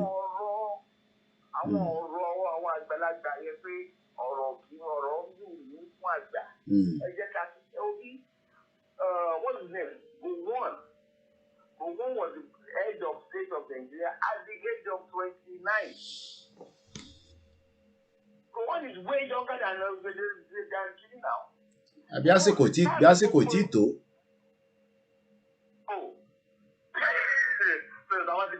I'm just trying to play devil advocate here. I'm trying to play devil advocate. I understand. I'm playing along, and I appreciate the way we are talking about this because we are looking at it from every perspective. Because when you look at what the other Babawa Ikubabaye is, the purpose. I mean, respond you know, the purpose of that 1914 was to preserve the Yoruba. 1914, as the only Oba Yoruba land to go to Suguru to sign the amalgamation treaty. What the Alaafin signed was the preservation of Yoruba government. It's a preservation of the Yoruba government. The Yoruba government, even if we go back to what Baba is talking about there, the Alaafin was not as educated as I did. The Alaafin then was not as politically sound as he is. They saw one day àwọn òyìnbó yẹn as àlejò tí wọ́n wá bá wọn gbé nílùú tí wọ́n fẹ́ bá wọn sí and when we try together. Àìmọye àwọn tí wọ́n tàdánù torí gin. Mo máa rí gin yẹn níjọ́ tí mo lọ sí Liverpool nínú Slavery Museum. Oh yeah. So gbogbo jẹ́ àwọn bàbá yẹn táyì yẹn if those bàbá Aláàfin of that of 19 those táyì wà bẹ́ẹ̀ 1914 which bàbá ìṣẹ̀lẹ̀ bàbá Aláàfin according to my history might be off. You didn't know that particular one of them amalgamated everybody together. They came there for a different purpose. So, the issue now is this. This is today. Are we better off? Okay. Are we better off? I wonder what he was not as old as Oni when he was the prime minister, the premier of Western region. Okay. Obama is not as old as Oni today. So the president in America. So it is all about vision. And any vision, never know where can waste you but father. Vision starts from the age of 20. By 40 years old, Omulemu ti gbogbo àwọn ìjọba tí wọ́n fi plan ikú yẹn. Wọ́n fọ àwọn tó ṣubú ní Nàìjíríà, the first year of the Nigeria were India. Middle 20s, early 30s. After that, you cross the 30s here, then their brains are going down. They go to whatever saturation. And what do we have? From that point on to now, we've always had people between their 50s to 70s. I'm not sure we have one is even 80. I think the man might be close enough to 90 or so. So, but I want to brain what you thought cool there. Like the longer good one. But my own take is this. Our Yoruba. We should stop looking at your knee, the Are, or no Kakampo to lead us in anything. Okay. Why do I say that? These people only occupy ceremonial positions. Okay. So let's go the Balogun of Yoruba land. Àbí Balogun Ọ̀yọ́. Ẹ̀dígbọ́ bá sọ̀rọ̀ Ọ̀yọ́. So that oyè tó wà láàrin tó wà ọjà kí Aláàfin Ọ̀yọ́ náà. Those people should as well should be advocating for us. Kí Ààrẹ Ọ̀nà Kakanfò bá ẹ̀sọ́ sí Ààrẹ Ọ̀nà Kakanfò kó advocate fún wa. Then we should be looking for the Balogun of Ọ̀yọ́. We should be looking for the Yalode of Ọ̀yọ́. We should be looking for the Basoro of Ọ̀yọ́. Even Ajipa Ọ̀yọ́, where are they? But we all know pé àwọn oyè yìí ṣe àwọn ceremony àwọn ọ̀dẹ́rú bẹ̀ ẹni bá lówó bẹ́ẹ̀ joyè ni. So why are we going to the Obas? Why are we going to the Ààrẹ Ọ̀nà Kakanfò? The man was talking the other day and I was like shaking my head. I said, why? Who is even calling it? Jale. So olóyè nílùú. I don't recognize àwọn olóyè. So why are we even looking towards this Obas? They all have ceremonial positions. Okay. We have to look onto ourselves because it is our idea.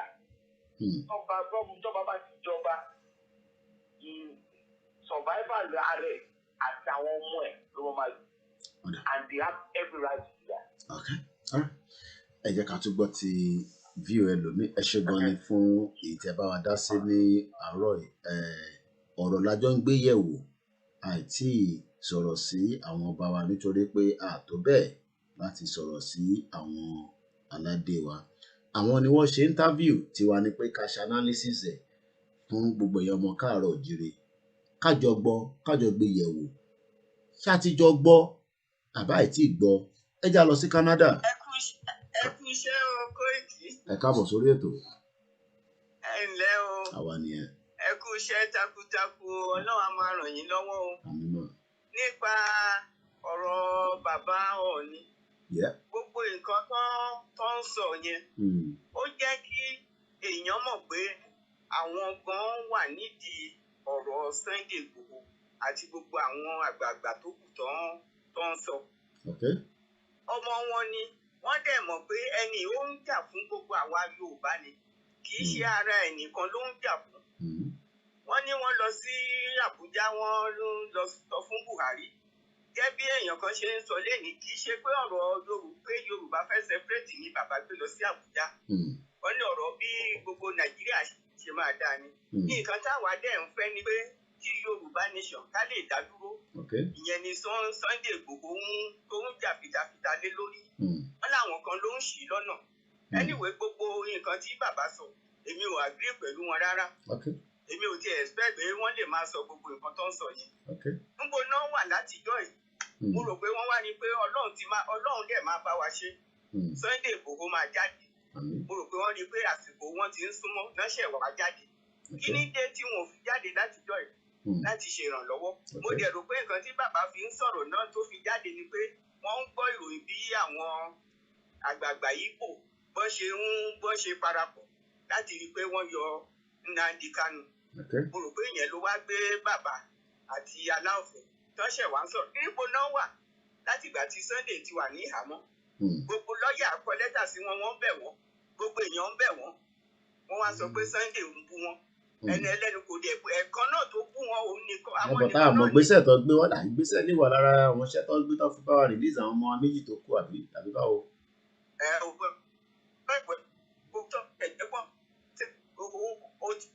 Ẹ mọ̀ pé lọ́ọ̀yà náà kọ lẹ́tà sí bàbá. Èmi kàn rò pé àsìkò tó fún Ọlọ́run kàn gbọ́ àdúrà wà nínú náà fi release àwọn ọmọ wọ̀nyí. Tó bá jẹ́ pé bàbá fẹ́ gbé ìgbésẹ̀ láti gbà tán tí ló bí oṣù kan ló yẹ kán ti wá nǹkan ṣe sí. Wọ́n dẹ̀ mọ̀ pé Sunday Igboho kò ṣe Nigeria government kò ṣe anybody. Wáyé tó wọn fi lè jà fitafita pé kán fi ọmọ yìí sílẹ̀ àfọ àwọn èèyàn ẹ̀ ni. Ẹ̀yìn wo Ọlọ́run bá wa ṣe á bá yọ Sunday Igboho Yorùbá nation yìí á gbà lágbára Ọlọ́run. Àwọn náà mọ̀ pé ẹ̀tọ́ wa ni kó tọ́ sí wa. Bọ̀dì gbogbo ìjẹkújẹ táwọn àgbààgbà wa ń jẹ tó ń jẹ ìyẹn ló jẹ́ kán fẹ́ fi taratara fara mọ́. Àti pé torí Tinubu kẹ́ àwọn Haúsá ń dìsífù ẹ̀ ni bó tiẹ̀ débẹ̀ kò lè ní agbára láti ṣe nǹkan kan. Tí ò bá dance to their tune wọ́n máa ìbíṣì ẹ̀ ni. Tó gbé bóyá tí Tinubu bá débẹ̀ ò lè solve problem wa. I don't really believe that o. Ọlọ́run nìkan Ọlọ́run ọba ràn wá lọ́wọ́. Láṣẹ Èdùmàrè. Inshallah in Jesus name. Ẹ ṣé gan ni màmá wa. Ètò yẹn ṣì ń lọ lọ́wọ́lọ́wọ́ fún àǹfààní tó bá fẹ́ bá wa dá sí i tá mọ̀ kó wá sọ +447594050979. Mo kí gbogbo ẹ̀yin àǹtí mi ẹ̀yin màmá mi àtúntò ní ẹni tó wà lórí ìlà ẹ gbóhùn sókè o. Ẹ káàbọ̀ mà. Ohùn yẹn lọ́lẹ̀ dé àgbọ́yín. À ń struggle láti gbọ́ yín mà. Bẹ́ẹ̀ kẹ́ fi fóònù ẹ̀ sí ebè ẹnu yín dáadáa ká gbọ́ yín. Ẹ ṣeun. Ẹ kú ètò bàbá mi. Ètò nìyẹn. Ṣé ẹ gbọ́ mi? Ó ń lọ in and out bí ẹ ṣe wà lábẹ́ underground car park ni àbí ẹ ṣe ṣe tó fi ṣẹ́ ni mà. Mo jẹ wà ní ìṣẹ́ ni ẹ kalẹ̀. Ṣé ẹ gbọ́ mi ní? Ó bẹ́tà díẹ̀ mà. Okay, ṣó bẹ́tà ní ṣe ẹ gbọ́ mi? Ó bẹ́tà mà bẹ́ẹ̀ ni mà ẹ go ahead. Ẹ ní méjì àti mẹ́ta ló ń fẹ́ sọ. À ń gbọ́ yín.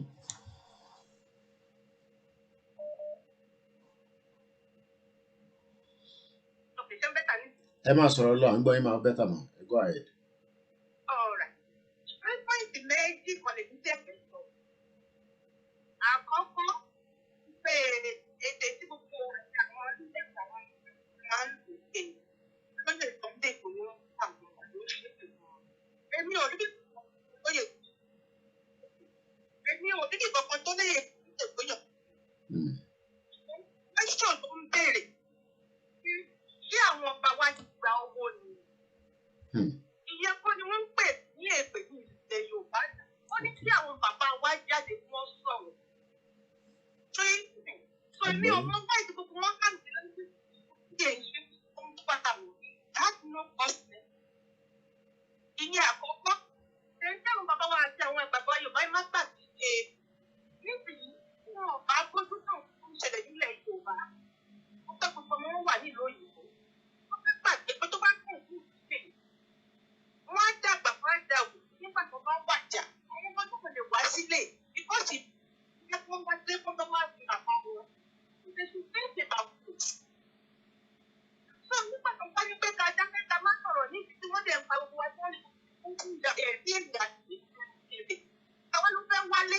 So they should think about that. Ọgbọ́yé. Olóyè ìgbọ́dẹ̀ ìgbòho fún àtàkẹ́ fún wà ní kúkú sí. But if let's go to the group of poor people. Okay. So kí wọ́n lò dáadáa o, kí wọ́n lò dáadáa. Mo gbàdúrà fún mi ọ̀gá ìdílé Monday ẹ̀rọ adéyẹmọ fún mi. Because ìjà àwọn poor people ni wọ́n jà fún. Àwọn poor people. Ẹ ṣé gan ni. Thank you very much. Ẹ ṣé gan ni. Mo kí gbogbo ẹ̀yin tí ẹ ń ṣe night shift àbẹ́yìn tí shift yìí ti fẹ́ parí tẹ̀rí pé Koiki ó wà on air. Ṣé n tó ń ba àwọn olóṣèlú lẹ́rù ní fídíò yìí? Ẹ jẹ́ ká tún wò lẹ́ẹ̀kan sí.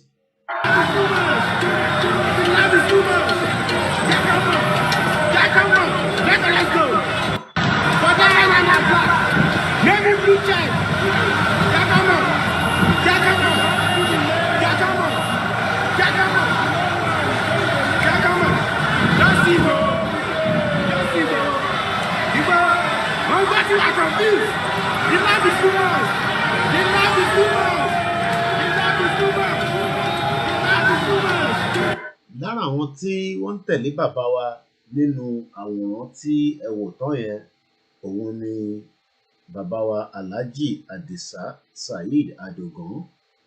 Láìṣẹ̀ láìrò, ìjọba máa gbé ogun lọ bá Chief Sunday Igboho nínú ilé. Wọ́n pa òkú sínú ilé, wọ́n gbé bọ́dì yẹn lọ, bẹ́ẹ̀ lọ tún gbé ológbò lọ. Wọ́n kóyàn méjìlá lọ, àdúpẹ́ pé a rí wọn gbà padà. Àbí pé àwọn bàbá wa wà lára wọn tí wọ́n bá wa gbégbésẹ̀ tí wọ́n fi rìlíìsì àwọn méjì tó kù. Ètò yẹn ṣì ń lọ lọ́wọ́lọ́wọ́, live láwà fún àǹfààní ẹ̀yin tẹ́ bá ṣe ń darapọ̀. Orúkọ tèmi ni Ọláyọmí Kóìkì tí gbogbo yín mọ̀ sí Koikimedia. A fi ń gbé ọ̀rọ̀ yẹ̀wò ni, bàbá wa ló sọ̀rọ̀, tiwa ni pé ká gbé yẹ̀wò. Báwo ló ṣe sọ, kí ló sọ, ohun wo la rí níbẹ̀? Ẹ jẹ́ á gbọ́ èyí tó kù jọ. Ó dára ní kí orílẹ̀-èdè Nàìjíríà, orílẹ̀-èdè adúláwọ̀ ká wà níṣọ̀kan. Ṣùgbọ́n tí ìrẹ́jẹ bá ti ń tú ẹgbẹ́ á máa kùn. Tí ẹgbẹ́ bá ti ń kùn, òun ló máa ń ṣokùnfà kí ẹgbẹ́ kó tú. Ǹjẹ́ táwa náà bá pe bàbá wa pé kó wá bá wa sọ̀rọ̀, ǹjẹ́ wá rí wa bá sọ̀rọ̀? Fún àǹfààní ẹ̀yin tẹ́ bá ní bá ṣe lè rí wọn bá sọ̀rọ̀, ẹ kàn sí wa. Àbí pé BBC nìkan ni bàbá máa bá sọ̀rọ̀, nítorí pé mo rántí pé àìmọye àwọn èèyàn bẹ̀rẹ̀ sí ń pè mí láàárọ̀, Koiki, BBC ń ṣó ṣíìpù kan tó ṣẹ̀ dé. Mo ní mi ti sọ̀rọ̀ lórí ṣíìpù yẹn látijọ́ Saturday nígbà tí èmi ò dẹ̀ ń ṣe BBC. Ẹ mọ̀ pé BBC nìkan ni ẹ trust nílé. Ẹni ẹ̀ wá ní mo ní mo ti fi ṣe program bó ṣe ń dé níjọ́. Kódà nígbà tó gbéra níbí ìbàyìí ti mọ̀ pé wọ́n ní ṣíìpù yẹn ń bọ̀. Bọ̀tẹ́ ẹ̀ báyìí tí rí BBC nígbà tó ń sọ. Wá dúpẹ́ lọ́wọ́ BBC o. Tọ́tẹ̀ bá wa jẹ́ kí bàbá wa sọ̀rọ̀ sínú afẹ́fẹ́, òun la ṣe ń gbọ́ ìtọ́ sọ, táwa náà fi ń respond lórí. Ẹ̀yin náà láǹfààní o, kò ṣe pé kẹ́kọ̀ọ́ comment nìkan. Ètò yẹn ṣì ń lọ lọ́wọ́lọ́wọ́. +4475905097 àti gẹ́ẹ̀tì ímeèlì wa fún wẹ́bsáìtì wa. Àní tẹ́lẹ̀, àmọ́ mo ti sanwó fún nísìnyí. info@koikimedia.com. Bàbá lẹ́ni tó bá ní nǹkan tí ẹ fẹ́ béèrè tí kò yé yín, gbogbo alájọ gbé ètò yìí kalẹ̀, gbogbo alájọ ń ṣe. Election máa ń bọ̀. Could this be another kind of tactics just to tell the Yorubas, ẹ ṣe sùúrù díẹ̀, àsìkò yẹn ò tí tó ni, àmọ́ a máa lọ. Bí wọ́n ṣe ń pín nǹkan ní orílẹ̀-èdè adúláwọ̀ tí mò ń pè ní orílẹ̀-èdè Nàìjíríà, òun ni gbogbo àwọn ọmọ tí wọ́n ṣẹ̀ṣẹ̀ ń bí pé kí ni orílẹ̀-èdè ti ṣe fún wa. Ọ̀pọ̀lọpọ̀ àwọn tí ó wà ní òkè òkun, inú wọn ò dùn sí gbogbo ìròyìn tó ń gbọ́n lé. Bàbá rí sọ nítorí pé bàbá wá sí ẹ jẹ́ ń lo fídíò yìí láti fi buttress in tí wọ́n sọ nítorí pé bàgbàlagbà bá ń sọ̀rọ̀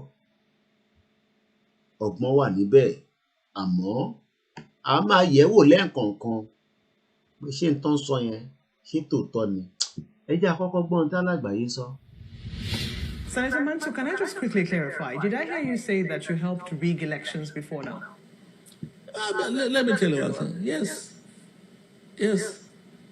I did. Because I'm now confessing the truth. Look, what do I mean? I don't have to go and change the election. But you know, when you provide money, you give money to INEC boys to help you if they see any chance that they should favor you. You provide money to the security. And all our elections in the past, I've been in this game for about 40 years. And I tell you, each time, it's not necessarily when I'm contesting election, but when my party... Ona have been in this game for 40 years. Bóun ṣe wà nínú game yẹn, bẹ́ẹ̀ làwọn Yorùbá náà wà níbẹ̀, bẹ́ẹ̀ làwọn ẹ̀yà Igbo wà níbẹ̀, àwọn Middle Belt wà níbẹ̀, àwọn Fúlàní tẹ̀wá náà làwọn ní gbogbo ẹ̀. Ona have been in this game for 40 years. Ní fún wọn lówó, á ti fún wọn lówó. Bọ̀ bàbá wa Ọọ̀ni òrìṣà tí mo fi tọ̀wọ̀tọ̀wọ̀ dárúkọ, wọ́n ní ká ṣe sùúrù fáwọn olóṣèlú wa nítorí pé Ọlọ́run ló fi wọ́n síbẹ̀. I would like that candidate to win election. And what we used to do before, we make provision for INEC, we make provision for security, we make provision for even agents of other parties, you know, so that they will not, you know, raise any objection to whatever we are able to get. So whether I rig myself or not, by providing those resources, financial inducement to the officials, I am rigging election. Do you think that we can diminish or remove that influence as 2019 approaches? I believe so, because you see, if people are going to get like me and they refuse to do it, if we, the players, unless we give before somebody will take. Only we, the players, our players, they have to prepare for 2023. This was before 2019 election. This man came out. We are the players. I've been in this game for 40 years. We give inducement to different people across the length and breadth of Nigeria. Ẹ bá wa sọ fáwọn èèyàn yín kó ṣe sùúrù, àsìkò tí tó. Ẹ bá wa sọ fáwọn èèyàn yín pé a máa lọ, bọ̀ àsìkò tí tó. Ẹ bá wa jáde, ẹ bá wọn sọ̀rọ̀. Ní North, nílẹ̀ Igbo, bí àwọn ẹ̀yà Igbo náà ṣe ń sọ fáwọn ọmọ hip-hop, ẹ ṣe sùúrù. A mọ̀ pé like Nnamdi Kanu, we know you love him, but be patient. It's not time for Biafra. It's not time for Middle Belt. It's not time for Arewa. It's not time for Oduduwa. 2023 is fast approaching. My name is OLAYOMI KOIKI. You're watching a live transmission from London. They're telling us to be patient. The man is speaking. But you know why this man is speaking? He's creating more havoc for this other video. Okay, we have a caller. Okay. Strange, no number. We pick up a call. Hello, good morning. Hello, Koiki. Ma? Everyone's okay. I'm going on. Surely, ọlọ́run má jẹ́ kí èṣù lọ́rùn wa Nàìjíríà. Lẹ́gbẹ̀ẹ́ ní gbogbo àwọn àgbà yẹn, most especially àwọn politician, nǹkan tó ń jẹ ìjẹkọ̀gbọ́n. Wọ́n gbàgbé nǹkan tí Awólọ́wọ̀ sọ lẹ́yìn. Ìjà yìí ni Awólọ́wọ̀ ọjà títí tí bàbá yẹn ti gbẹ̀mí ní ló fi lóòsọ ọmọ. Ìjọ tó máa kúrò níjọ náà, ó sọ pé after 50 years, àwọn ọmọ yìí máa dìde. Wípé ọmọ pé nǹkan tí gbogbo ìjọ ń jẹ ìyá ẹ̀ ní pé ẹ̀ lè jẹ́ kó kẹ́sì òótọ́. Ṣé ń gbọ́ mi? Loud and clear. Orí ẹ̀ bàbá yẹn wá dáhùn pé tó bá di ẹ̀yìn 50 years, àwọn tó nìkan wọ́n á dìde wá gbèjà ara wọn. Àsìkò náà dẹ̀ ti wá pé. Mo dẹ̀ mọ ìdí tí bàbá yẹn ti sọ bẹ́ẹ̀ 50 years àsanwó epo tí àwọn British tó ń kó àwọn ti gba gbogbo owó tá a jẹ wọ́n. torí wọn àwọn bàbá wa ń gbà yẹn wọn ò mọ tún wọn ẹ̀mí. So wọ́n ti ṣe yẹn ó ti lọ. So ìgbà tó wá ti wá rí 50 years yẹn ìkọ́nù wọn náà ló máa nílẹ̀ ẹgbẹ́ yìí káwọn ọmọ yìí ṣe dìde jẹ́ kí ìṣòro tí bàbá yìí sọ lẹ́yìn òun ló ṣẹlẹ̀ yẹn o níbẹ̀ ṣé wàá rí tirẹ̀ Ọọ̀ni of Ifẹ̀ ẹ má bàa rí lóòótọ́ ọmọdé ni ló fi jẹ oyè ńlá ṣùgbọ́n ó ti dìde bí ẹni ní yíyà yìí náà ni mo kàn gbọ́ program yẹn ni mi ò mọ nǹkan tí mò ń wá lórí ní ìfìjọ náà ló sọ ní Senate ló sọ pé ẹ̀yin ará bíbà àwọn jókòó lẹ́gẹ̀dẹ̀. Mo rántí fídíò yẹn. pé àwọn ọmọ kékeré yìí kò síbi tí wọ́n ti ń jà kò síbi tí wọ́n ti ń bèrè pàtó wọn. Wípé àwọn táwọn tó ọba àti baálẹ̀ ló máa kọ́ ara jù. So don't give and then you don't get a text. Ẹ má sọ̀rọ̀ lọ, ẹ má bínú. Wípé àwọn jókòó sínú ààfin wípé àwọn jókòó sínú Senate House àti mítìnì àwọn jọ ń gbádùn nísìn.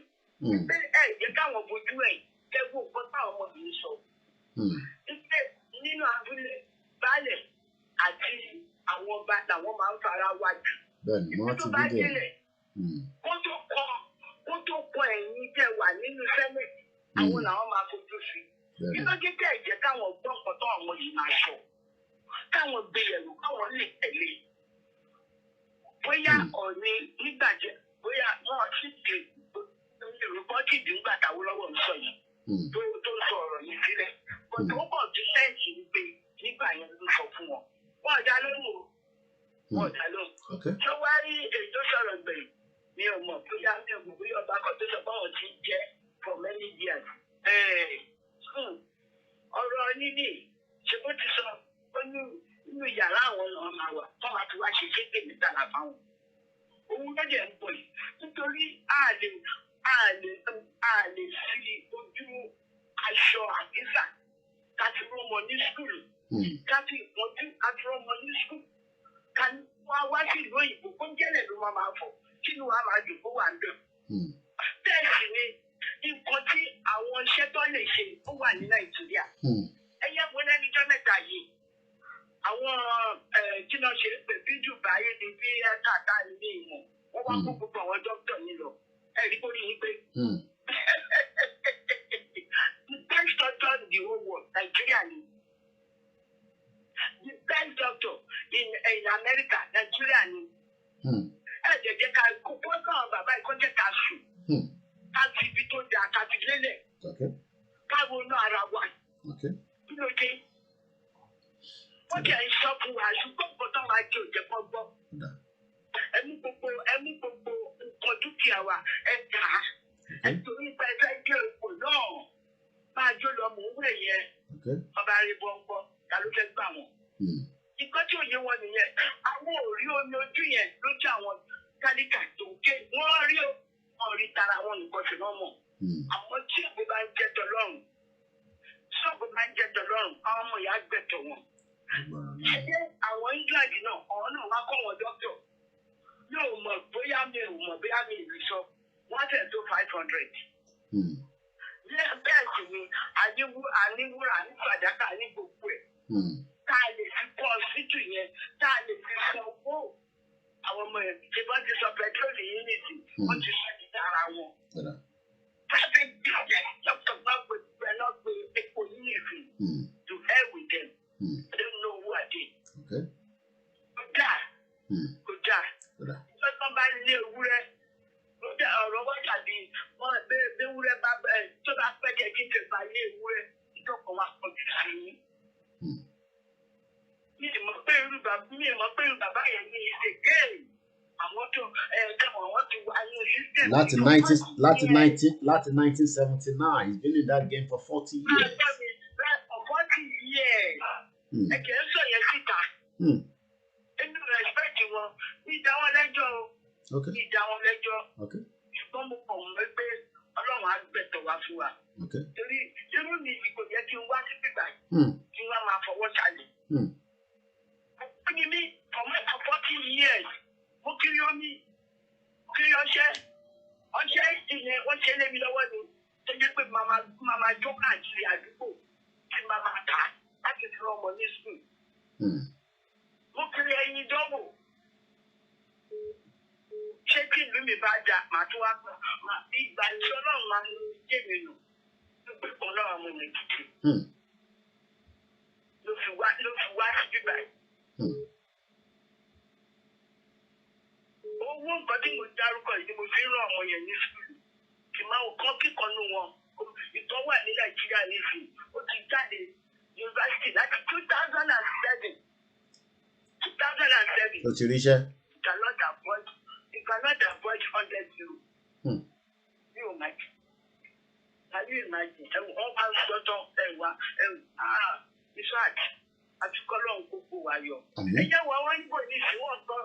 Wọ́n ṣe ń kú lọ wọn. Àwọn àgbààgbà wọn dìde. Wọ́n tí wọ́n sọ pé bẹ́ẹ̀. Ó bá kú orúkún. Àwọn á fi tara wọn ṣe. Mo jẹ̀ mọ́ pé kí ní táwọn yẹn gbé wọlé tí wọ́n ṣe ń pè ìwé tó gbé wọlé fún UN. Mo mọ̀ pé Yorùbá náà gbé tiẹ̀ wọlé. Báwọn Yorùbá la lọ jókòó títí wa náà jẹ́ kí wọ́n ṣàṣọyẹ̀. Àwọn Ìgbò yẹn lè ní fún ọkọ̀ wọn òkú wọn lẹ̀. Kí ló dé? Kí nìkan náà? Mi ìdẹ̀dá wọn lẹ́bi. Tó bá jẹ́ pé wọ́n pa ọ̀pọ̀ mọ́ Awólọ́wọ̀ ni. Nǹkan tó ń ṣe wá yóò ní ṣe wá. Àwọn tẹ́ ẹ bọ́ṣọ sí lọ́rùn. Àwọn tẹ́ ẹ bọ́ bàtà sí lẹ́gbẹ̀ẹ́. Ní ìsìn wọ́n tuntun gbé àwọn fámìlì àwọn tó sọ pé colonial master yìí ti wọ́n tuntun gbé bọ́ṣìpù wá sí ẹ̀nà ọ̀nà yìí. Bẹ́ẹ̀ bá lè para yín kẹ́ para yín. Báwọn kó ìtọ́ máa kó lọ inú ẹ̀. Kò dáa. Ẹlẹ́dàá máa jà fún wa. Láṣẹ ìdìmọ̀ rẹ̀. Alálẹ̀dẹ̀ máa jà fún wa. Àwọn alálẹ̀ máa jà fún wa. Gbogbo ẹlẹ́dàá àwọn ọmọ tí wọ́n pa yẹn wọ́n máa jà fún wa. Wọ́n máa dìde fún wa. Torí pé kò sí ẹni tí wọ́n fi omi dé sójú ẹ̀ nínú gbogbo ìdílé kọ̀ọ̀kan Nàìjíríà. Kò sí kí ẹnìkan sọ ní ti ọ̀ní ọ̀gbìn ṣùgbọ́n jẹ́ ó lọ bọ́ ọmọdé tiẹ̀ ni ó lù ú pé jẹ́ kí n ṣe báyìí.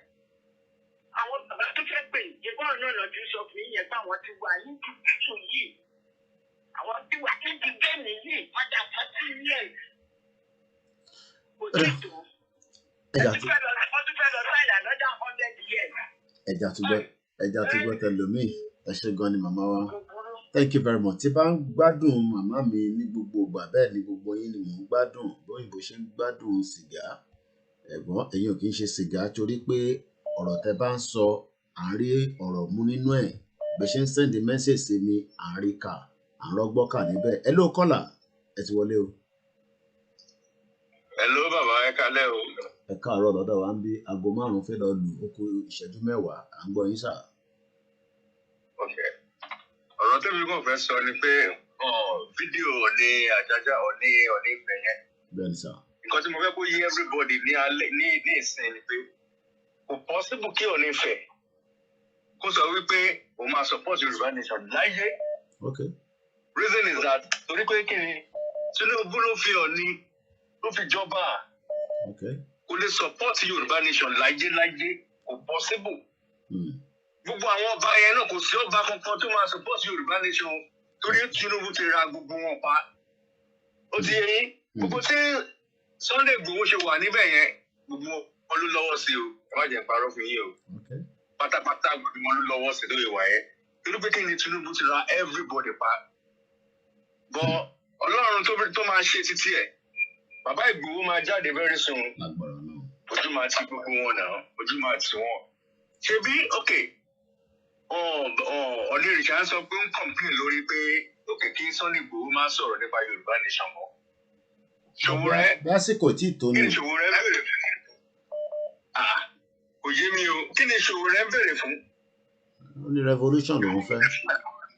Revolution lòun fẹ́. Mo lè gbọ́ pé wọ́n Ṣòwòrẹ́ gan lọ bá Ọọ̀ni Ifẹ̀. Òwò àtẹ̀sí Ọọ̀ni Ifẹ̀. Ọọ̀ni Ifẹ̀ òwò àtẹ̀sí Ṣòwòrẹ́. ó dà pé ìgbà campaign yẹn ọpẹ́ jáde ni kò sí pé wọ́n attend sí nígbà campaign yẹn. Ọpẹ́ jáde. Ọbísì máa ọbísì ẹ mọ̀ pọ́n ní máa bísì. Sunday Igboho ń béèrè fún àsìkò tí tò ní wọ́n ní Chief Sunday àsìkò tí tò gbogbo àtà ń béèrè àsìkò tí tò wọ́n náà àwọn olóṣèlú pé Ọlọ́run ló fi wọ́n síbẹ̀ olóṣèlú kan dẹ̀ ní 40 years àwọn mọ̀ pa géèmì yẹn dáadáa so àsìkò tí tò ká túbọ̀ ṣe sùúrù. ẹ mọ̀ pé Ọ̀nífẹ́ sọ wípé ó ń sọ indirectly pé ṣé Sunday Igboho tó ní nǹkan tó fi máa jagun ni. Torí pé wọ́n ní ẹ̀yin tẹ wà níta ẹ̀yin lè ń tì ẹ̀yin tẹ wà níta ẹ̀yin báyìí ẹ̀yin tẹ̀ ń pè yìí kí ló ń pa yín lẹ́yìn kí là ń sọ tó ń bẹ́ẹ̀ lẹ́yìn àsìkò tí tó kù díẹ̀. Ó lágbára Ọlọ́run àbá yanjú ẹ̀ lágbára. Èyí tí bàbá wa ikú bàbá yèyí sọ ẹ̀rí ó ṣe jẹ́ ọ̀nì ní gbogbo yín rí sọ ẹ̀rí ikú bàbá yèyí náà sọ̀rọ̀ wọ́n ní 1914 yẹn ibi 1914 náà là ń jà fún wọ́n ní wọ́n bá wa preserve ẹ̀ fún Yorùbá nation ni àbí ṣọ́ọ̀ṣì ń preserve ẹ̀ báyìí. ok Mr. Koiki mo fẹ́ sọ̀rọ̀ kan ẹ máa gbọ́ ṣebí lọ́ọ̀yà tó dúró fún àpèlédèké ṣe kó kọ lẹ́tà sí Ọ̀ní ò reply lẹ́tà yóò yẹ kẹ́ ẹ̀ mọ̀. Báwo lẹ́yìn ṣe mọ̀ ìyẹn bóyá yẹn ni gbogbo jẹ́ tó fi release Lady K àtọ́ládélé àlèsàn yẹn náà àbí. òkè ṣó òun láyé kò possible àpẹẹrẹ ẹ máa gbọ́ mi Mr. Koiki láyé ó ṣe torí ẹ̀ ọkọ̀ ti tó àkókò ẹ máa gbọ́ ó ti tó time táwọn Lady K máa jáde ni ok ẹ máa dúró lọ́ọ̀yà kọ lẹ́tà sí sí Ọ̀ní ò reply lẹ́tà náà. tó bá lẹ́tà táwọn ọmọ yẹn wá jáde níta máa mọ̀ pé ok lẹ́tà tí Ọ̀ní reply Ọ̀ní ṣiṣẹ́ lé lórí o Ọ̀ní kò ṣẹ́ ní tìrì náà ó kò ignore lẹ́tà yẹn kò sọ̀ kankan. inú wọn dùn sáà ok àwọn Lady K lò 3 months ní prison náà 3 months àwọn èkó lò bí 2 months plus wọn ò ṣe nǹkan kan. ojú tí ẹ máa gbọ́ mo gbọ́ yín. Mr. Koiki ẹ wo crowd tí olóyè ní Buhari ò ní crowd yẹn rí náà ẹ lọ wò ó ẹ̀yin lẹ crowd ẹ wo crowd tí olóyè ẹ wo crowd yẹn ẹ lọ wo jẹ́ kọ́ mọ̀ yẹn. mo wo channels lọ́jọ́ kan mo wo channels àwọn tó wà channels yẹn wọ́n play jẹ́ kọ́ mọ̀ yẹn àwọn ladies yẹn gan wò pé irú crowd wo lélẹ̀ orí ò ní irú èdè náà kò yẹ yín gbogbo nǹkan tó wù nìyẹn tó fi àtàkì àlàyé yẹn pé 2023 yìí gbogbo nǹkan àwọn tó ń play game yẹn Tinubu Buhari kò tí yẹ ẹ ló ṣe gbọ́ mi. Loud and clear mo ń gbọ́ yín mo wà pẹ̀lú yín mo ń gbọ́ yín. Tinubu ẹ máa gbọ́ àwọn tó ń play game olóyè number 1 Tinubu ni number 1. Tinubu dẹ̀ ṣé àmọ́ pé Tinubu ló fi Ọ̀ní ló fi joyè. Tinubu gan ló lè máa sa gbogbo kinní yẹn àtàwọn Buhari àti gbogbo wọn. ó ti yẹ àwọn Ọ̀ní yẹn ẹ má gbé ọ̀rọ̀ Yorùbá nation lọ sọ́dọ̀ wọn mọ́ o ẹ ra fi wọn lẹ̀ jẹ́jẹ́ torí wọn kì í accept ẹ̀ láyé. kò yẹ yín wọn lè tí kinní bá accept ẹ̀ ọba Ọ̀yọ́ state yìí tó bá accept ẹ̀. Can I just quickly clarify? Did I hear you say that you helped rig elections before now? Ìyá ti accept ẹ̀ bó ló pé ṣèbó ò ń lọ very soon. Ló fi lè accept ẹ̀. Ó yẹ káwọn yẹn náà máa rúbẹ àwọn náà fọmọ sílẹ̀. Amẹ́ríkà mo wà ń fi ṣẹ́ báyìí tí mo fi ń pè yín ni. Ìkọ́tà tó fi kò yé sí i. Ọlọ́run jẹ́ kó yé sí fún wa. Ọ̀ní náà sọ wọ́n sọ bàbá wa náà sọ wọ́n náà ìtẹ̀wà ní diaspora ẹ̀ ń bínú ẹ̀ ń bínú pé bí lè ṣe rí ò dáa ẹ̀ ń bínú. Àwọn ògbé London wọ́n máa ń wá fún lédè ni wọ́n máa ń kí wa ni gbọ́dọ̀ yín ló tọ́jú London rẹ̀ wọ́n máa ń kí wa ni wọ́n bọ̀ wá kí yín wọ́n máa wá kí yín very soon wọ́n bọ̀ wá kí yín very soon tí wẹ́dà bá ti dáa. ṣé mo kọ́ tí ọ̀dẹ̀ fi voice out lẹ́yìn torí level tó wà láàrin àwọn àti Igboho gbà yẹn aláyé yẹn kò fọ́ kí Igboho lórí voice out lẹ́yìn tẹ́ bá fẹ́ mọ̀ ọ̀rọ̀ yẹn sì wà nínú ẹ̀ kò gbé kúrò rárá. Everybody there ti bẹ̀ everybody ti bẹ̀ aláyé má bẹ̀ everybody ti bẹ̀ ṣùgbọ́n ọ̀rọ̀ yẹn sì wà ní mind ẹ̀ kò gbé kúrò lórí voice out lẹ́yìn. Ẹ jẹ́ àtúgbọ́ tẹlòmíì ṣe gan ni ẹ máa yáṣẹ́ o iṣẹ́ ni kí gbogbo wa máa yá. Mo dúpẹ́ lọ́wọ́ yín ẹ ṣé gan ni ẹ̀gbọ́n mi. Mo kí gbogbo ẹ̀yin tí ẹ wà lẹ́nu iṣẹ́ lọ́wọ́lọ́wọ́ àtẹ̀yin tẹ́ tí ń múra pé Koiki wà live. Ẹ já gbọ́ ètò kò ní tí bàbá wa ń bá wa sọ. Ọ̀rọ̀ kò bá kàn gbé tí wọ́n ń gbọ́ nílé gbogbo wọn ló lẹ́lẹ́bí. Ẹ ṣe sùúrù ẹ̀ tó ń pẹ́ ẹ̀kọ́. Gbogbo wọn ló ní ara ló ní ojúlùmọ̀. Inú fún àyàfu náà wà wọn ò lè wálé. Wọ́n ní àlè wálé àbẹ́yìn máa lọ́lé ẹ̀gbọ́n mi ẹ tó ń pè ẹ̀gbọ́n sókè.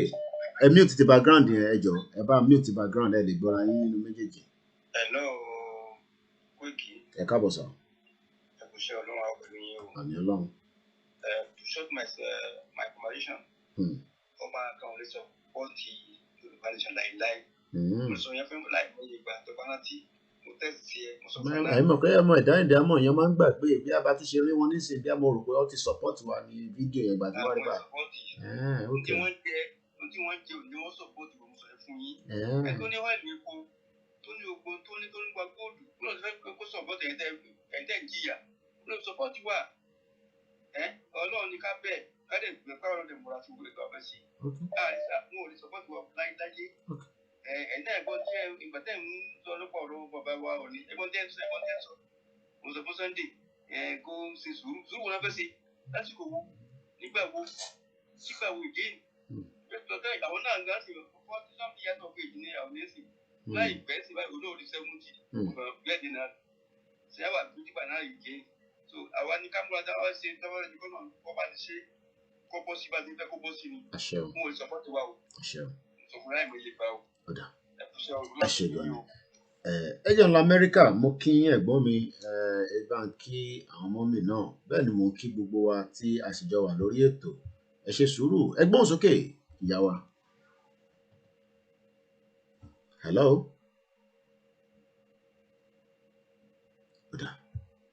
Ẹ jà lọ location 9. Hello láti location 9. Hello. Ẹ káàbọ̀. Ẹ káàárọ̀. Bàbá mi ẹ ṣe wò wọ́n yìí wọn lè support Yorùbá nation. Èmi ọmọ. Gẹ́gẹ́ bí brọ́dà mi yẹn sọ pé Tinubu ló fi Ọọ̀ni jẹ ọba. Tinubu ló fi Ọọ̀ni jẹ ọba yẹn. Òun lè jẹ́ kí wọ́n support Yorùbá nation. But time without number I do tell people a ní láti carry wọn along. Nǹkan tó máa carry wọn along ni máa carry wọn along by the time tí gbogbo gbàgbọ́s ní bá ṣe. Gbogbo wọn náà tẹ́lẹ̀tẹ́lẹ̀ wọn ò ní nǹkan tó máa offer wa. Wọn ò ní anything tó máa offer wa ju kí wọ́n ṣáà máa jẹ ìran ọmọ Yorùbá máa yé lọ nǹkan tó wà fún nìyí. So a ní láti carry wọn along gbogbo aṣọ òṣì tó ń wọ̀ káàkiri tó fi ń gbálẹ̀ káàkiri òṣì yẹn. By the time tí Fúlàní bá dá wọn dùbúlẹ̀ tó yẹ yọ̀dí sẹ́yìn. Ẹyọ kan péré ni Fúlàní ti pa ọba Ifọ̀n kọ́nà foríjì òun. Wọ́n ń ṣe lọ́wọ́ scientific investigation wọ́n ṣe máa gbé wá UK ni wọ́n ń ṣe lọ́wọ́. Ó máa tó kà wọ́n náà a ní láti carry wọn along a ní láti carry wọn along a ní láti máa pè wọ́n pé kán join Yorùbá nation tó bá yá nǹkan tó máa ní kó máa join ẹni tí ò bá dẹ̀ lè join èyí tó bá máa kú máa kú ẹni tó bá máa kú máa kú bọ́ọ̀rọ̀ nation ṣe rí nìyẹn. Ẹni máa kú máa kú ẹni máa kú máa kú. Mo kí gbogbo wa tí ẹ ń try láti pè bí line ẹ bá ti less busy ẹ pè wọlé ẹ jẹ́ àtẹ gbọ́ the last 3 minutes tí bàbá wa fi ń bá wa sọ̀rọ̀ Latifu kódà ẹ bá a ṣe ní kíákíá àgbọ̀nyàn ẹgbọ́n sókè ẹ ti wọlé ẹgbọ́n sókè. Ẹ káàárọ̀ sàn. Àwọn iṣẹ́ gidigidi. Wọ́n kàn fẹ́ sọ pé àwọn ọba wa àbí àwọn politician ká ní nílẹ̀ Yorùbá kò sí èyí ní moral ground láti support wa torí ó lè jẹra ni wọn kò sí èyí tó dánú wọn ilé ara wọn náà dù wọn ò dù tọmọ làkejì wọn tó ní moral authority láti inú fẹ́ jà fún wa torí àwọn ṣèyàn dáadáa èèyàn jákujàku ni wọn lórí ẹ̀ kan ti gbóhùn sókè láti ilẹ̀ ni gbogbo ohun táwọn Fúlàní sọ lórí ẹ̀ kan ti báwọn Fúlàní ṣe ń pariwo báwọn Haúsá ṣe ń pariwo north pé nǹkan ṣe àwọn ẹbí wọn ó yẹ káwọn náà máa pariwo fún wa lẹ̀ wá látòrí gbogbo atrocity tó ń ṣẹlẹ̀ tó dẹ̀ ń gbọ́ tó ń rí gbogbo ẹ̀ lójoojúmọ́ àwọn èèyàn yìí wọ́n ṣàwọn tá a lè kà kún èèyàn àti like I said the politicians ta nílẹ̀ Yorùbá àtàwọn ọba wa they are nobody to us we should find our way we should stand our ground and continue to do what we are doing. Mo dẹ̀ wọ́n pọ̀ Ọlọ́run á ràn wá lọ́wọ́ Yorùbá ló mú wa débi tá a lọ. Èmi ò ní ju bẹ́ẹ̀ lọ. Ọlọ́run á dẹ̀ bá a tú olóyè Sunday Igboho lẹ̀. Ọlá gbogbo àwọn tó ń ṣàdúrà fún kárí ayé tí ò mọ̀ tó ń rí rí gbàgbà tó ń ṣàdúrà fún Ọlọ́run á wọlá tiwọn á dẹ̀ wọlá Nábì Muhammad Yorùbá àtúlẹ̀ tó rùn ló ara àwọn tó ń jà fún wa ni.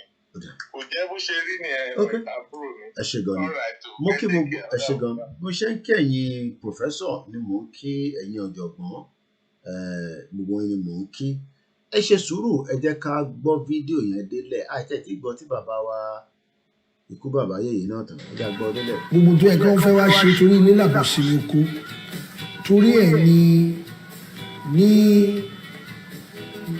àwọn tó wà ní òkè òkun ni ó ṣe múmú láyà àwọn púpọ̀ ṣùgbọ́n tó bá múmú láyà àwọn ọgbọ́n ní gbogbo nǹkan gbà láyé wọ́n ní láti fi ọpọlọ sí kò ń ṣe nípa ìjàǹdùkú nípa ogun tẹ̀m̀bẹ̀lẹ̀kún ọ̀tẹ̀ torí bí ẹ bá jagun tẹ̀m̀bẹ̀lẹ̀kún náà ẹ máa jókòó sọ ni ìdílé máa fi jókòó ẹnu lẹ máa fi sọ tẹ́ ẹ bá jagun ìdí náà lẹ máa fi jókòó ẹnu lẹ máa fi sọ kí wá lóde tí a ṣe fìdí jókòó kàkúkú fẹnu sọ ní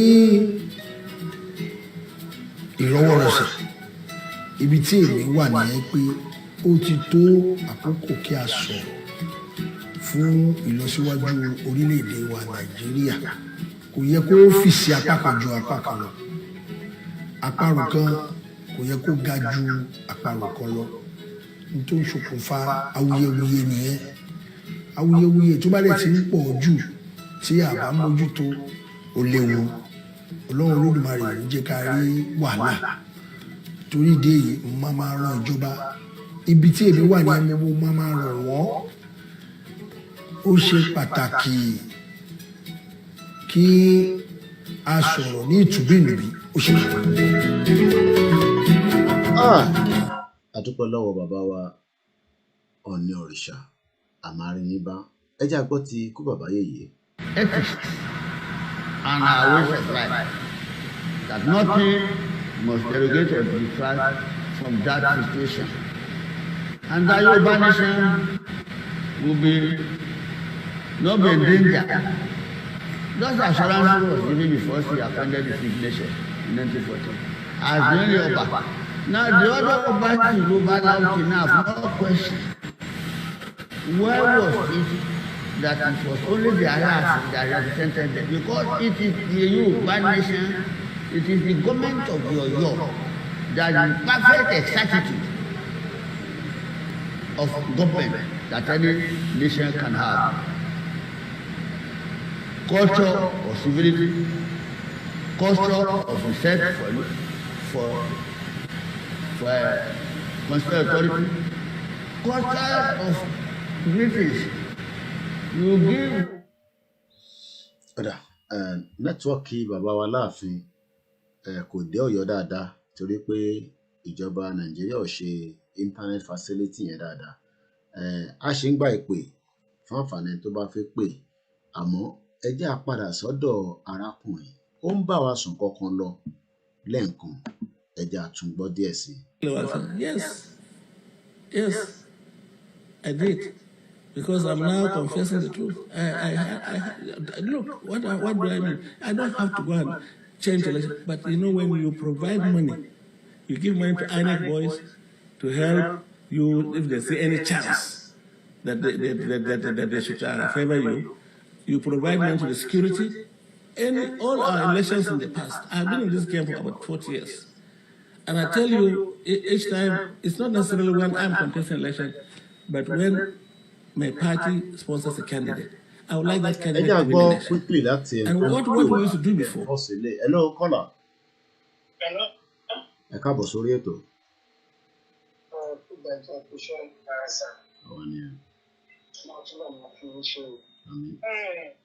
Èmi pick our points of our also.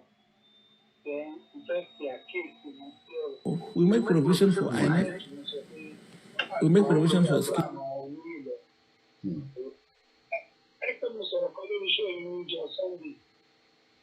Augusta will never ever do their rule like that. I think, for example, now about you. Àtẹ̀gbọ́n kankan mọ́ lórí àbákáyé rẹ̀ wọ́n ti lọ́lẹ̀ pátápátá. That is northerners for you. That is northerners for you. Láyé wọn ní ẹgbẹ́ kan ṣẹlẹ̀ sọmọ wọn. Kódà bọ̀, kó ṣe nǹkan tí ò dáa. Torí ọ̀rọ̀ tó sọ tán ní àwọn bá sọ̀rọ̀ kò gbọ́ àsọ̀bá aládé no matter nǹkan tó bá kú lè ṣe fún wọn èèyàn máa ń ṣe èèyàn máa ń dárí jì wọn. Mo jẹ bí òtún lóye ti tọrọ àforíjì pé kọ́ máa bínú different bẹ́ẹ̀ wọn. Tí wọ́n sọ pé àwọn fàdúrà ràn wọ́n lọ́wọ́ àdúrà kọ́ ó yẹ kó take a bold step wà láì ló tán sọ yẹn ẹ̀hún kọ́ lọ́rọ̀ bọ̀ ṣáìdì ní àgbà. Ọ̀rọ̀ tẹ̀lé sọ lórí ọ̀rọ̀ àwọn tó ń ṣe research. Ẹ wo ìlú kan tí wọ́n ń pè ní Èsì ní Kwara. Tí mo bá wo ìtàn ìlú yẹn fẹ́ jọ ìtàn Ànábì Sálíù. Bí Ọlọ́run ṣe sọ ìlú yẹn di èrè ńgbà yẹn, ìtàn ìlú yẹn fẹ́ jọ. Èsì ẹ̀ wà bẹ́ẹ̀ o, wọn ò rí kankan ṣe lórí ibẹ̀ yẹn tó yẹ kó jẹ́ tourist center yẹn bẹ́ẹ̀. Ibì kan náà wà ní Same Kwara náà nígbò wọn máa ń pè é ní òòrùn. Omi gbogbo náà àtòmù tuntun máa ń jáde lọ ibi tí mo lọ dáadáa. Wọ́n máa ń pè é ní òòrùn first. Omi gbígbóná àtòmù tuntun máa ń jáde ní àwọn nǹkan tó yẹ ká sọ di owó. Orí tourist center táwọn èèyàn máa rí owó síbẹ̀ àyàsí ìgbéré àyè. Ilé tí wọ́n sọ pé ká máa ní sùúrù. Okay. Òun kò mọ̀ pé kò sẹ́ni tó bẹ lọ́wọ́ ogun ti yí wa ká Ọlọ́run kó máa jẹ ká ní ìpè àbúrò. Ogun ti yí wa ká Ọlọ́run máa jẹ ká ní ìpè àbúrò. Ẹ ṣé ẹ pé ètò. Ẹ ṣé báyìí. Thank you very much. Mo kí gbogbo ẹ̀yin tí ẹ ṣì wà pẹ̀lú wa, ẹ̀yin tẹ́ ń múra láti lọ bí iṣẹ́, ẹ̀yin tẹ́ ti ń pè tẹ́ ì tí wọlé, ẹ túbọ̀ máa try wọlé tá bá ti rí yín. Ẹ jẹ́ àgbọ́n tí bàbá yìí sọ lọ́sẹ̀. Only I've been in this game for 40 years. That means he's been in this game since 1979. I was just about maybe a year old. And he's still there. And this was 2019 then. And those in that game are already getting ready for 2023. Make provision for even agents of other parties. So that they will not, raise any objection to whatever we are able to get. So whether I read myself or not, by providing those resources, financial inducement to the officials, I am rigging election. Do you think that we can diminish or remove that influence as 2019 approaches? I believe so, because you see, if people are going to get like me and they refuse to do it, if we have a the caller players, coming through. Unless we give before again. Hello, good morning. Ẹ sir. Ẹ káàárọ̀. Ẹ kú ètò. Content me my own view about this Nigeria issue is just they saying the right thing. But the Yoruba nation is a good idea. I support it. But to me, there is a way forward, even more than Yoruba nation. What is the way forward, sir? The youth, as the whole, should stop collecting money from these politicians. There's poverty in the land. How do you tell the youth not to collect money when there's poverty?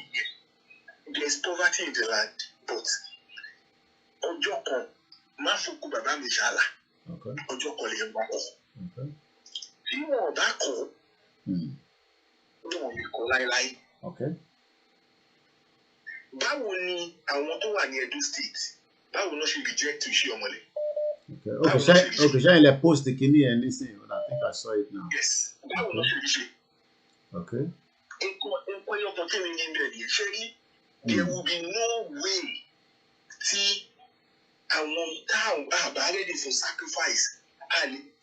Ṣé mo pé òfin kan wà ní Nàìjíríà tó yẹ pé tí kí lorúkọ ẹ̀ senator yóò bá ṣe dáadáa lè recall rẹ̀. Yeah, I know. But how many lot you recall, padà? That's the question. Kẹ́ni nǹkan tí problem yẹn ibi tí problem yẹn wà ní. Leadership is a problem, but kẹ́ni àwọn tó ń tẹ̀lé wọn tó bá di nǹkan tó dùn mí bẹ́ẹ̀ ni pé bí àwọn èèyàn kan ra bread mẹ́ta ní 1,800 naira bread. A lè jẹ bread. Ìgbà tẹ́mi wà ní kékeré àní bakery Lushut ní Banjoko Street. Lushut. Inú bread la máa ń yọ, pálí ẹ̀yìn la máa ń jù ní. A máa ń ju pálí ẹ̀yìn ẹ̀ nù. Nísìnyí àwọn èèyàn lè jẹ bread, àwọn èèyàn lè jẹ wá. Inflation ni. So, but gbogbo kìíní yìí ń lọ, àwọn èèyàn dẹ̀ ń pariwo àwọn leaders wa. Ẹ̀yin the same people yìí náà, làwọn people yìí máa gbé ìjáde gbogbo máa wọ t-shirt náà wà lọ gba 1,000 naira. Ṣé 1,000 yẹn tó wọ́n sì bẹ̀rẹ̀? Ṣé wọ́n fẹ́ sọ pé táwọn ò bá ọjọ́ táwọn ò ti jẹun, táwọn leaders yẹn ò ti kó ní jáde, táwọn ò jẹun? They need to stop it on their own. They need to stop it. They need to. Àwa gbọ́ngàn fún ara wa as individual in Nigeria, we need to be reorientated. Okay. We need to be reorientated. Mi sọ pé gbogbo nǹkan táwọn èèyàn sọ pé we need a nation. I don't go against it. We need it. But even when we get that nation, the bigger problem is how do we reorientate ourselves? Ṣebí ìlú yìí làwà yìí. Àwa la máa jí láàárọ̀, la máa lọ gbálẹ̀, la máa bí sọ pé ìlú wọn tẹ̀. Àwa là ń wa mọ́tò, àwa là ń wa téèmù. Bó bá lọ problem ni, ó ṣe ò jẹ́ ni. Àwa là ń ṣe train station wọn, àwa ni doctor, àwa lélẹ̀, àwa kan náà yìí náà ni. Àwọn leader wa yìí kan náà, ibi through this same process yìí náà go through. Wọ́n wá padà dé Nàìjíríà, tó bá padà dé Nàìjíríà wọ́n á bẹ̀rẹ̀ sí ní bàjẹ́. Nígbà tí èèyàn kan wá tí Buhari wá sí UK fún treatment, tí Tinubu wá sí UK fún treatment, what about àwọn tí wọn ò ní opportunity àti travel? Right? So don't give. Ṣé kò ń ṣe ìlú yìí kan náà yìí Tinubu yẹ ẹ lọ wo trace ẹ̀ náà ó níbi kan ló tó wọn ti wá náà. He wasn't born with a silver spoon in his mouth. Okay. Mike Adenuga wasn't born with a silver spoon in his mouth. Ìgbà tí wọ́n sì kú Mike Adenuga, èmi wà lóṣù. Witness bó ṣe ń bú òkú bàbá ẹ̀, bí òkú bàbá ẹ̀ níbi tó sí òkú bàbá ẹ̀ sí, ọ̀tún gbé lọ sí kí lórúkọ ẹ̀. Then these people weren't born. A lot of people in Nigeria, even lots of youth in Nigeria, I can tell you that 50% of people in Nigeria that has money, they cannot account how they got that money. Okay.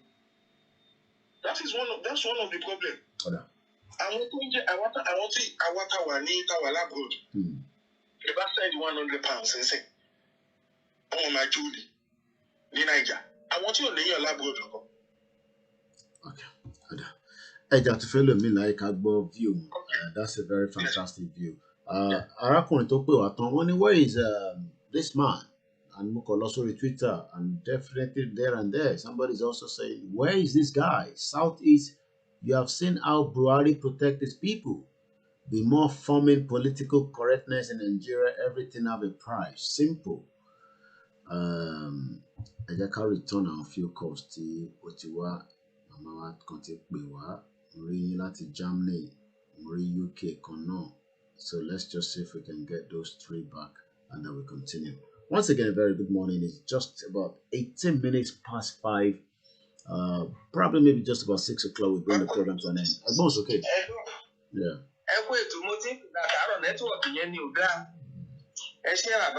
Go ahead.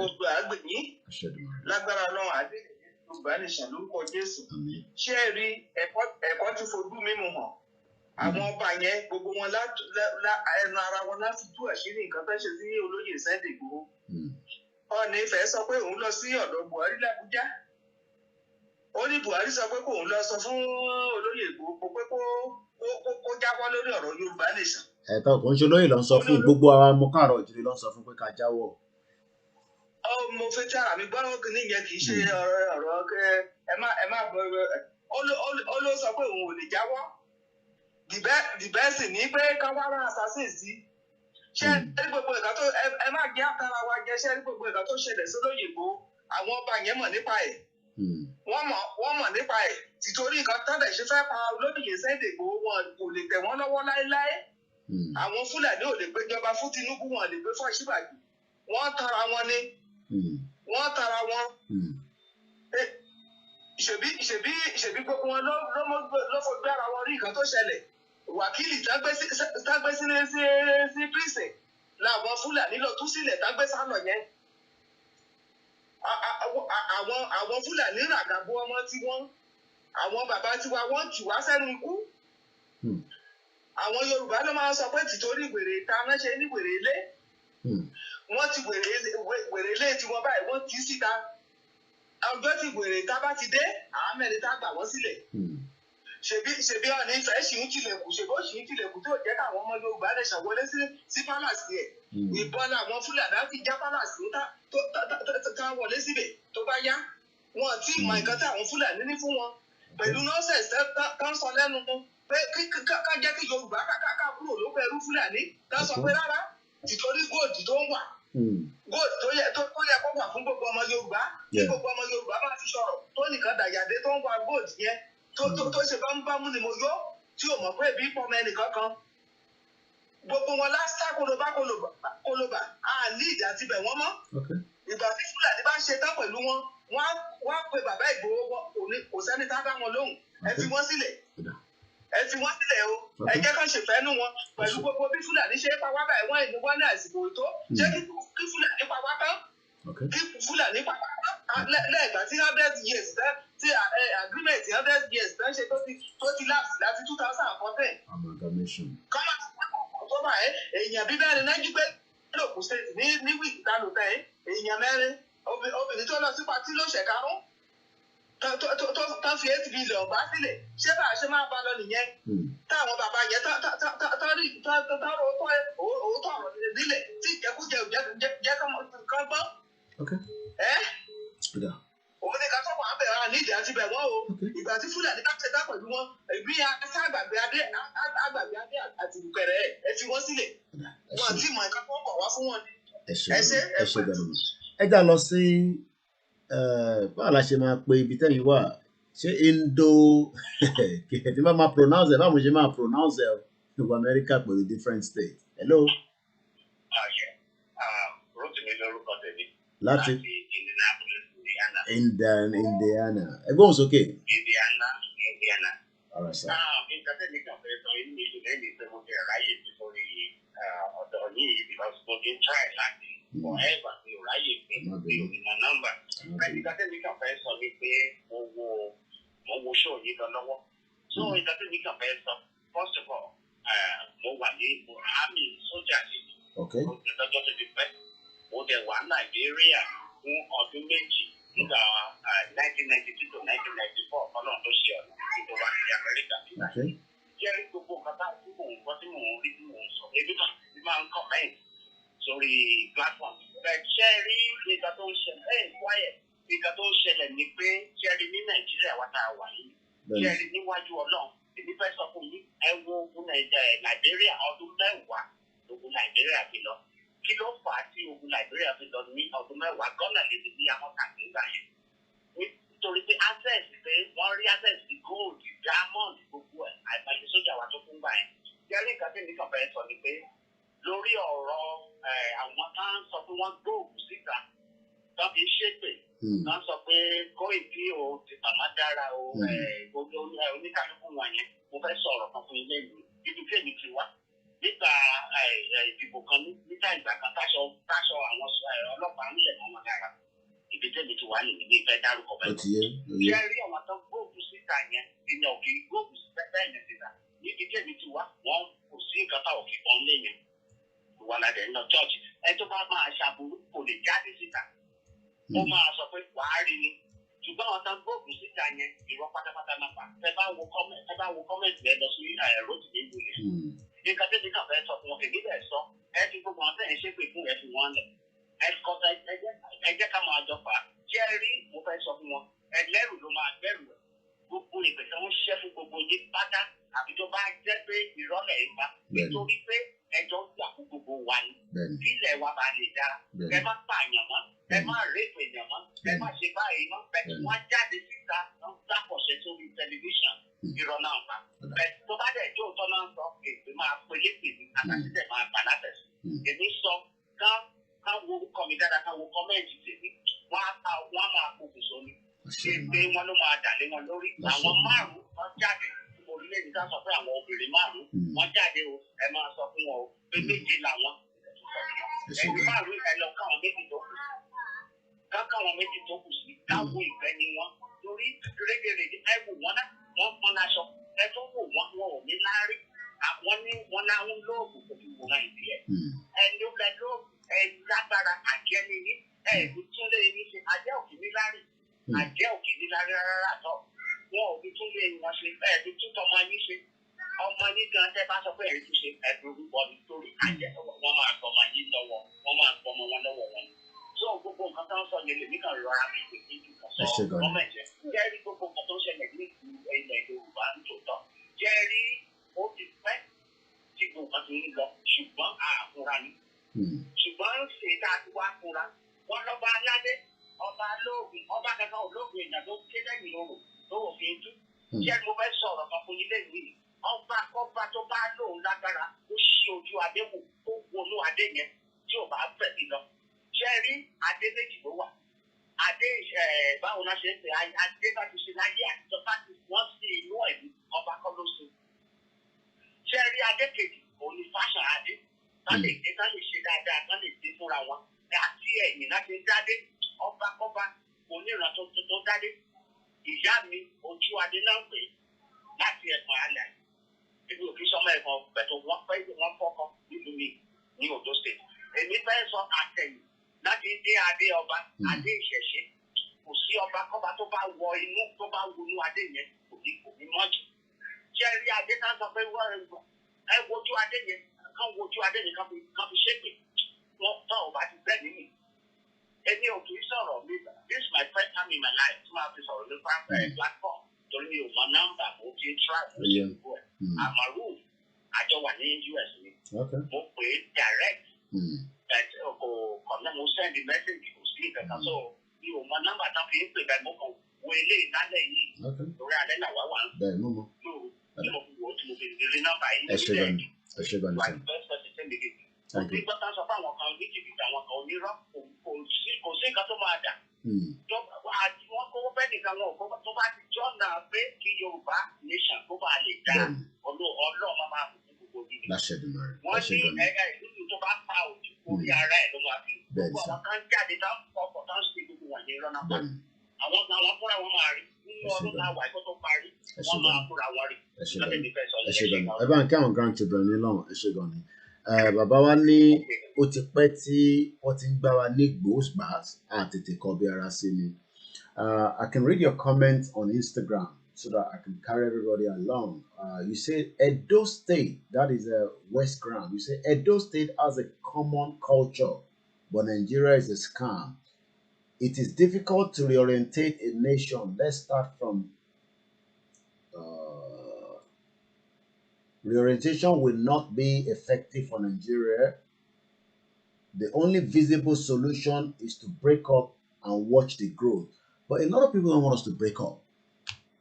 They are concerned. You can see that, I've even read somebody say, it's more about leadership problem. All over different platforms, from Facebook, Instagram. We're also live on Twitter, and we're live on the Mixlr. I have to appreciate those listening on the Mixlr. Maybe we have one. Okay, nobody's there, but I'm sure they'll probably pick it up later. We've spent about 2 hours, 18 minutes. Like I said, at about 6 a.m. UK time, we will finally say good morning. Let's hope we don't get that kind of the last message. I think the last one, violence in Nigeria. I greet everybody. We appreciate every one of us. It's good to know the view of our kings when they speak, because Ali dissect so many things from that conversation. I want us to watch this video. But that's not a problem. But there's another one I want to see if I can pull out from my archive. We've watched them before. They're just like a reminder to myself and you that we have the option to say no to 2023. Okay, this is my big Egbon. Ajaman Barawa sọ̀rọ̀ lórí Twitter. Hello, good morning. How you doing, brother? Hey, Koiki. It's good to see. It's good to hear from you again. Hey, yeah. I'm gonna push you up, so watching the program, so I was like, let me chime in real quickly. Yeah. Jerry, I want to mention leadership. Yeah. And corruption. Yeah. The problem Nigeria. Okay. I want leadership and corruption. Those are symptoms of the fundamental problem Nigeria. The fundamental problem Nigeria is that one Nigeria itself. One Nigeria is the fundamental problem. Every other thing is just a symptom of. In fact, one Nigeria is the biggest corruption in Nigeria. So, and then you're not gonna take her. Yeah. Reorientation. Yeah. Reorient individuals or people or behaviors. You cannot do a system. You focus on. Okay. And the system is that the unitary system here is a fraudulent system. And for those that are watching, if you probably want to know a little bit more about my brother that is speaking, that is Twitter Andu. He's also somebody when it comes to the mechanism of the fat divination system. You can follow him on at the real Ajadu. I hope I pronounce it very well. On Twitter, and you'll learn so much as well from him. Go ahead, and I do so many other few things, but I'll let him continue first now. Go ahead. Yeah. So cutting most of one Nigeria the biggest problem. Jerry, one Nigeria, of everything, only the biggest corruption. So everything that when your man saw leadership, corruption, those are all symptoms. So one of the one problem one Nigeria, Jerry, our federation units, the 36 federation units, want to create federation, to write constitution. What do I mean by that? What I've been listening to call it why she want to develop plan. Federation like that exists before to write constitution to set meets and bounds of that same federation. You get? So in United States, 12 colonies, they came together. They can create federation. Then they wrote the constitution. Constitution to come together. The 12 colonies, they came together, they wrote the constitution for first established federation. Then every other state don't come along. One review constitution here, two of like amend it. But in Nigeria, the 36 federation units were already that one ministry to create haphazardly. But thought you want to create the federation already existed. Then when you write constitution, which should not be. Constitution must set the means and bounds of the federation. Then you write the constitution. Then you establish a federation. So the place is a contraption. It's fraudulent. You get so one Nigeria, rob as Yoruba people, rob of our language, of our culture, of our history, of our epistemology, our moral philosophy, natural philosophy, and spiritual philosophy. That is why if people go behaviors exhibit, it's because at lose ethics and spiritual philosophy and moral philosophy were no far. So that's why we don't even know our more history, we don't know much about culture, we don't know Irulu, Orisha, God is so go from Orisha. We understand Orisha is simply Orisha da. Orishas are visible manifestations of the Irumales. So, they are physical manifestation of the Irumales. The Irumales are the visible manifestation of divine essence of Eludumare Udua.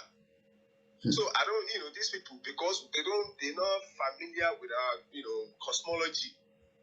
So, but one Nigeria, to know of our language, You get? Because the language you can navigate reality, but I think lose language because I want to know one Nigeria. So one Nigeria to strip one naked. So kò push fún kan tó jẹ́ tiwa gangan.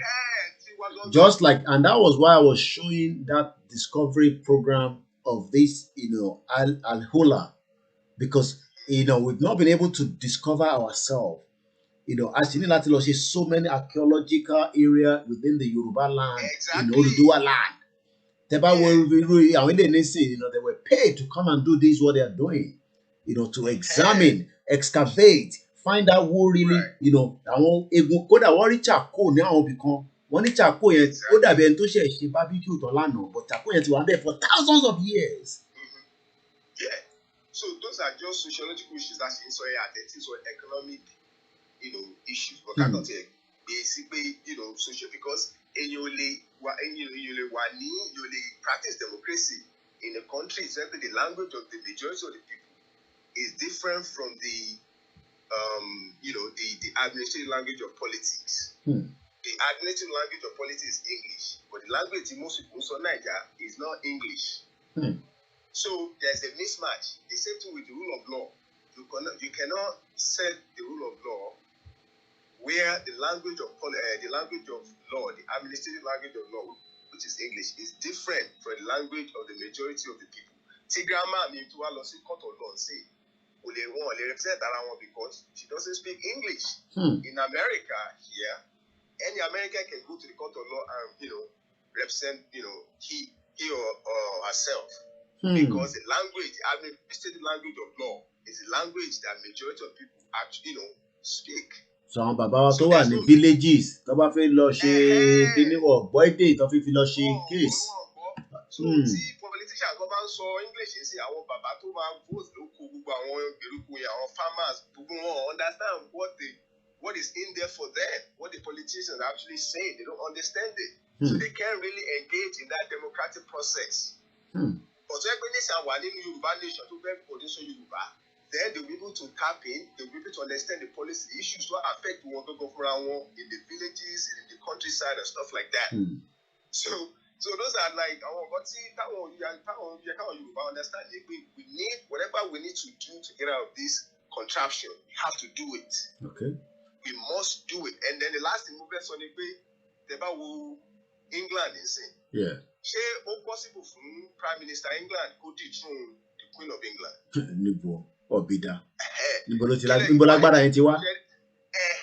Why tí ò lè ṣe? Because the Queen of England, the head of state, the commander-in-chief of the armed forces. Ṣé láwọn ọba yẹn, àìmí máa ń sọ pé ní láti wọ́n nípa because they have no power. They're not the head of state of Yoruba nation. They don't have any military power. That's why the governor, councillor, don't let the throne wọn kò sí nǹkan tó fẹ́ ṣe. Ṣé nǹkan tí Aláàfin sọ nìyẹn pé òun kọ lẹ́tà? Ṣé ó yẹ k'Aláàfin máa kọ lẹ́tà ni? Àbí kó kó militia àti ẹ̀gànjọ́? Kó kó àwọn kó raise pé 1 million Yoruba youths. Kó form militia àti ẹ̀ pé we want to get out of Nigeria. Militia ni you need army. Kò ṣe pé kí wọ́n kọ lẹ́tà fún. Kọ lẹ́tà fún gòdògòdò Haúsá tó gbọ́n kankan. Haúsá tí ò gbọ́n. Haúsá Fúlàní tó rẹ́dí láti gbọ́ náà jà. So what táwọn bàbá yẹn tó bá rí understand kó tó ṣe irú àìsíṣẹ́ Aláàfin tàbí àbọ̀bọ̀ ìwọ ní ọ̀fìfẹ́ yẹn, what they need to do is to raise their own militia, their own army. That's it. Kò sẹ́ tó máa respect ẹ̀ tó lámì. The reason the point tí Prime Minister England bó ṣe wà powerful to is just the head of the British government, kò kí n ṣe head of state, kò tẹ̀ kí n ṣe commander of chief armed forces. So kún ìlú nìyẹn, so kún ìlú lágbára gan when it comes down to we only declare war and things like that. And lastly, Jerry about Turkey, but Ataturk, nǹkan táwọn Turkey tí wọ́n fi subject ara wọn to our Arabs. Bọ̀bọ̀ Prime Minister Turkey gbà tí Guinea ti collapse, tí the Ottoman Empire collapse, ó sọ pé wọn ò ní gbogbo pé Quran kan ká máa fi Arabic, pé Arabic is the language of Islam, ká máa fi Arabic. No, fẹ́ yẹn. Ó translate the Quran into Turkish language. Ó dẹ̀ sọ pé kọ́mọ́ máa lọ sí Hajj. That is why Turkey, even though it's a pretty much Islamic country, but it's a little bit different because we don't develop that Turkish nationality because we understand pé all this religion, Abrahamic religion, are a form of politics. So then, so we extricate, Turkey from that kind of Arabism, political Islam. That's why Turkey is on its own and it's powerful, in its own regard. So all these things we need to understand it. So anyway, next time, all right, thank you very much. And there's no way, and if you can get a little bit more about him, follow him on Twitter. They do quite a lot. I think the next time he's going to come and talk to us again about they set up a sovereignty wealth in 2018. I think about 4 of them. I have to bring them again to come and speak to us.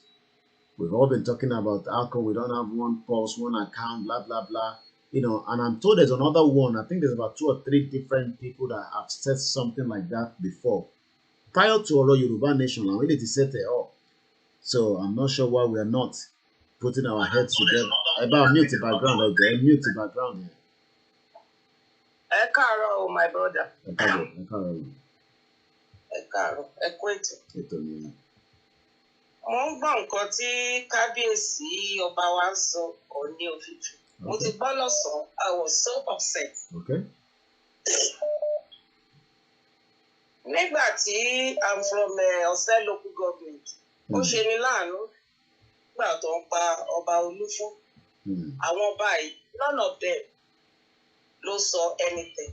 And ọba Ifún, first class ọba ní Londo State. Ta ló pa ọba Ifún? Àwọn Fúlàní.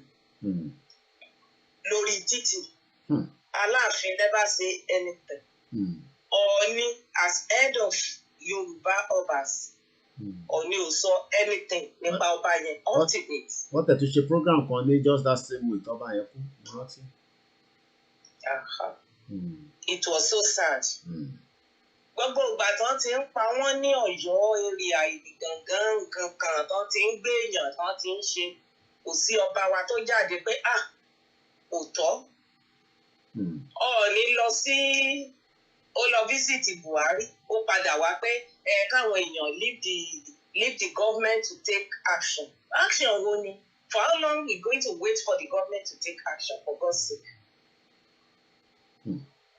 Igboho shouldn't do this, he shouldn't do that. Who is going to come out? Àwọn gẹ́gẹ́ bí ọba tá ń wò bí bàbá bí olórí. Action wo ni wọ́n take? Kí ni wọ́n ṣe? Nothing was done.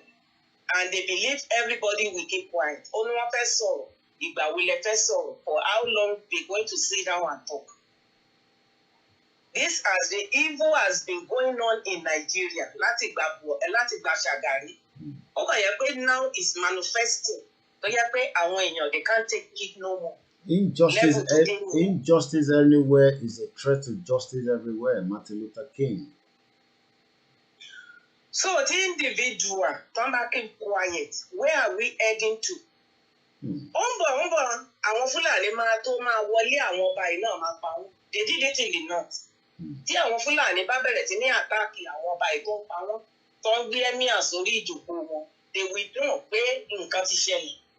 Maybe then they will sit down and talk. But the youth will not wait till that time. Tí gbogbo ẹ̀ á di tí ìlú wa di ìlú Haúsá. Tí àwọn Fúlàní ti take over. Wọ́n ò mọ nǹkan tí Fúlàní jẹ́. Fúlàní they are evil. They don't believe in peace. Okay. So, tí ọba wa bá ń gbọ́ kó tún wá jáde kó tún wá sọ̀rọ̀. Kí bàbá Ọọ̀ni kó tún wá sọ̀rọ̀. Pé it's time they should take action. He should stop blaming people. And he should stop saying wọ́n fẹ́ sọ̀rọ̀. Ìjọ́ wo lè fẹ́ sọ̀rọ̀? When ìgbà wo ni wọ́n fẹ́ make a change? He has access to Buhari, kó bá sọ̀rọ̀. But look, you have to stop it. We need to do something. His people is suffering. Yoruba people, wọ́n ti wà marginalized. Hausa ti dominate, ó ti suppress everybody. Wọ́n ní ká ṣe sùúrù fáwọn tí Ọlọ́run yàn síbẹ̀ àwọn politicians wa. Politicians, they are just thief. Wọ́n kówó jẹ, they are just looting the resources. Kò sí nǹkan kan tó ń ṣe. Nothing. A lot of our politicians, they don't even know their right from the left. Look at the governor, Abiodun is not a governor. Look at the Oyo State one, Makinde, they are just rubbish. They don't know what they are doing. The only person, Timuriko Mongotonche, a little bit among our Yoruba governors is Akeredolu, and they are one calm it down, one shook it up. So when are we going to do this? How long are we going to suffer? When are we going to come out of this mess? Who is going to lead us out? Who is going to talk? When are we going to talk? Okay, Baba Oneko respond. When are we going to talk? When action is going to set in? Then we know what he's talking about. Ẹ ṣé gan ni màmá wa. Mo kí gbogbo ẹ̀yin ìyá wa tí ẹ ti ń palẹ̀mọ́ láti máa fi lọ síbi iṣẹ́. Akẹ́yìn tí àwọn ọmọ wà ní holiday lọ́wọ́lọ́wọ́ tí ẹ̀yin náà ti gba one week pẹ̀lú wọn ní UK. Mo kẹ́yìn tẹ́ wà nílé. We're here to educate and find a lasting solution. Mo rántí nígbà tí mo lọ sí Liverpool. These are part of the images I took there. Ìyà tí ń jẹ wá bọ̀, but lójú àwọn kan ìyà yẹn ò tí tó. Ká túbọ̀ fara gbà á, ká ṣe sùúrù fáwọn politicians. Let's wait for another election, and then you ask yourself all these questions. Ṣé Ọlọ́run Elédùmarè ṣó dá wa fún ìyà jẹ ni? We hope to bring the program to an end at 6 o'clock so that we can all just go and relax again. But I hope to play this. This is my brother, the Nigerian fundamental problem and why the Yoruba nation. I'm saying it for the first time. So maybe we have a party program. I will just run this for the 1 hour 33 minutes for the benefit of those that might want to listen. Let's just hear a little bit of it.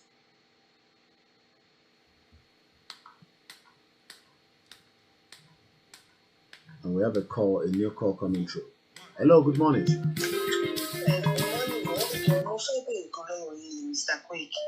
Ṣé a lè sue President Benin Republic ni? Ìkọ́ tí mo ṣe sọ bẹ́ẹ̀ ni ṣe bíbà tóun náà go through ilé. Ṣe bíbà tó dé France ò ti mọ́lẹ̀ náà.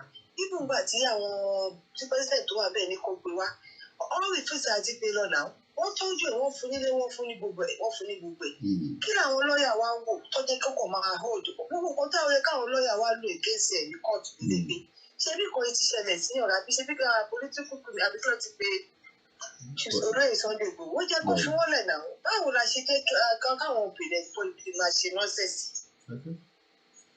All right. I'm sure a solution will also come on that as well. Eshegoni, Chief Sunday Igboho has now spent how many months in Benin Republic? Since July the 20th. July, August, September, October, ọtí lóṣù mẹ́ta.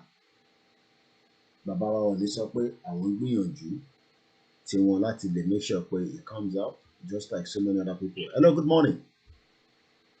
Hello, ẹ káàárọ̀. Ẹ káàbọ̀ sórí tẹ̀rọ aṣẹ́níkíá àti ìgbéwálẹ̀ díẹ̀díẹ̀. Yes, sir. Nǹkan kan mo kàn fẹ́ béèrè, sir. Ṣé a ti ń drop Yorùbá nation ni? Àbí kí owó láwà báyìí yẹ ló concern me most? Because gbogbo kan náà ń sọ yìí, Hausa ọ̀pọ̀ wọn dìbò gan-an. Àwọn Fúlàní wọn ní deep mind. Mo wà láàárín wọn fún ìgbà díẹ̀, mo mọ̀ nǹkan tí mo sọ. Okay. So we want to make up mind one. So what are we doing? Are we dropping Yoruba nation? Or we are still on it? Yoruba nation is still on it. We are still on it. Thank you very much. The last caller wanted to know whether we are still on it. And the question and the answer is there. We are still on it. What I say there is, we are waiting for a kind of a miracle to come and give us the final bit of the Yoruba nation that we're asking for. We want to do everything the diplomatic way, which there's nothing wrong in that. Baba náà sọ ní ká bá fẹnu sọ ìdí náà la máa fi jókòó. Tó bá dìjà náà ìdí náà la ṣe máa fi jókòó. So why not just let us do what we have to do? If we don't do anything now, as the time is clicking, the politicians are already gathering themselves for election. They cannot hold Chief Sunday Igboho till 2023. So Ejeka rule it out. But it is not about him alone. It's about every one of us to play our own part. 6 o'clock, we're going to bring the program to an end. So we're just about 10 minutes away. But every one of us is still waiting for maybe a divine intervention into the situation of Yoruba nation.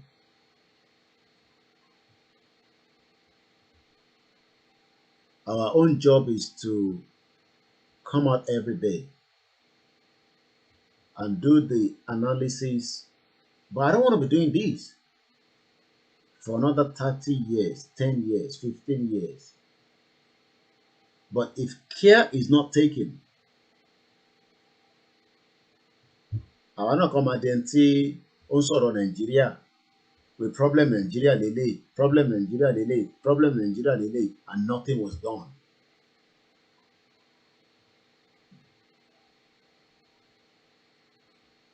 So, we want Yoruba nation. We want to live because we've now seen everything. It is clear. That's fine. But it is clear to so many of us, including our political gladiator, be it any of them, from APC to PDP to AFGA, even up to the Biafra and the Arewa.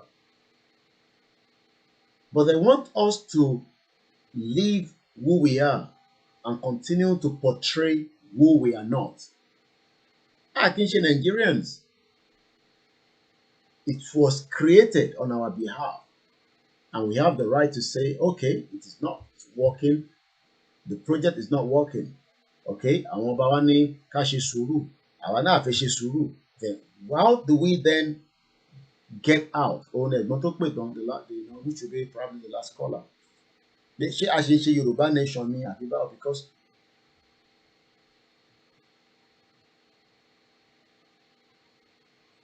what do we do to activate to the next level? The momentum was like the impression as if United Nations General Assembly was going to come and give us referendum. No. It was just to create awareness, nothing more than that. Awareness last one, that United Nations General Assembly, nothing more than that. And even the government came to counter it by paying some people $150, $100 to tell us that nothing is happening in Nigeria.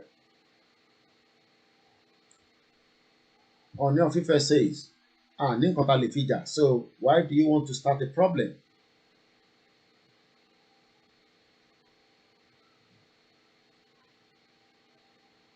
Some of the youth are confused at all. All right, because the Nigerian number, I'll just give it a preference, and that's why I'm picking up the call. I'm not going to pick up your call again, Latif. You've already spoken earlier on, and I have to go at 6 o'clock. In 1 minute. Bàbá Ọ̀ọ̀ni, nígbà tí ó lọ Àbújá tó dé tó gba envelope wá tó wá sọ pé Sunday jáwọ́ nínú. Okay, báwo lẹ ń ṣe máa kọ gba envelope? Gbogbo wa la mọ̀. Okay, mi ò mọ̀. Ọ̀rọ̀ yẹn òun ló bí ọ̀rọ̀ tí olóyè fi sọ̀rọ̀ bí ẹni tó sọ̀rọ̀ dénú gbà yẹn. Wọ́n dẹ̀ ti bẹ̀ wọ́n. Wọ́n wá fi yẹn sínú. Wọ́n fi ṣe àwọn fẹ̀jẹ̀ sí inú. Àwọn tutọ́ fọkàn jáde. Kí àwọn náà rántí pé àwọn náà ní ọmọ nǹkan tí wọ́n bí fún wọn o. Àwọn ọmọ wọn náà dẹ̀ máa jẹ nínú ìyà yẹn. Àwọn ọmọ wọn máa jẹ nínú ìyà yẹn. Wọ́n máa jẹ nínú ìyà yẹn. Tọ́mọ tiwọn náà bá ṣẹ́ inú. Tí ọmọ wọn náà bá ṣẹ́ inú. Kéèyàn wá fi ẹ̀jẹ̀ sínú máa fi tutọ́ funfun síta fún ọmọ wọn. Ṣé inú wọn máa dùn sí? Ẹni tẹ́yìn sọ̀rọ̀ táwọn sọ pé tó ń sọ̀rọ̀ Yorùbá nation, ìyẹn olóyè, ṣé nǹkan tó lóyè fẹ́ jẹ ní òsí lọ́wọ́ wọn ni? Ṣé nǹkan tó fẹ́ jẹ ní òsí lọ́wọ́ wọn ni? Àwọn tẹ̀ ń jáde lójoojúmọ́, wọ́n rí bí àwọn ọmọ ṣe ń ráre káàkiri gbogbo Ilé Ifẹ̀ lọ́sùn yẹn náà wọ́n lè má wọ́n rí. rí báwọn èèyàn wọ́n ṣe ìbẹ̀ Ọ̀la. wọ́n tẹ́gbẹ́ táwọn gba kéèsì Buhari sí àwọn pásítà wọn sọ ìdágọ́ sọ̀rọ̀ rẹ̀ wọ́n láwọn àròlé Oòduà àròlé tí wọ́n jẹ́ àròlé Oòduà àròlélé wọn náà jẹ́ o àròlélé wọn. You have your own opinion. Let's hear this final video before we go. Our story, the story of the Nigerian youth. As a child, I was told I was lucky to be born in Nigeria.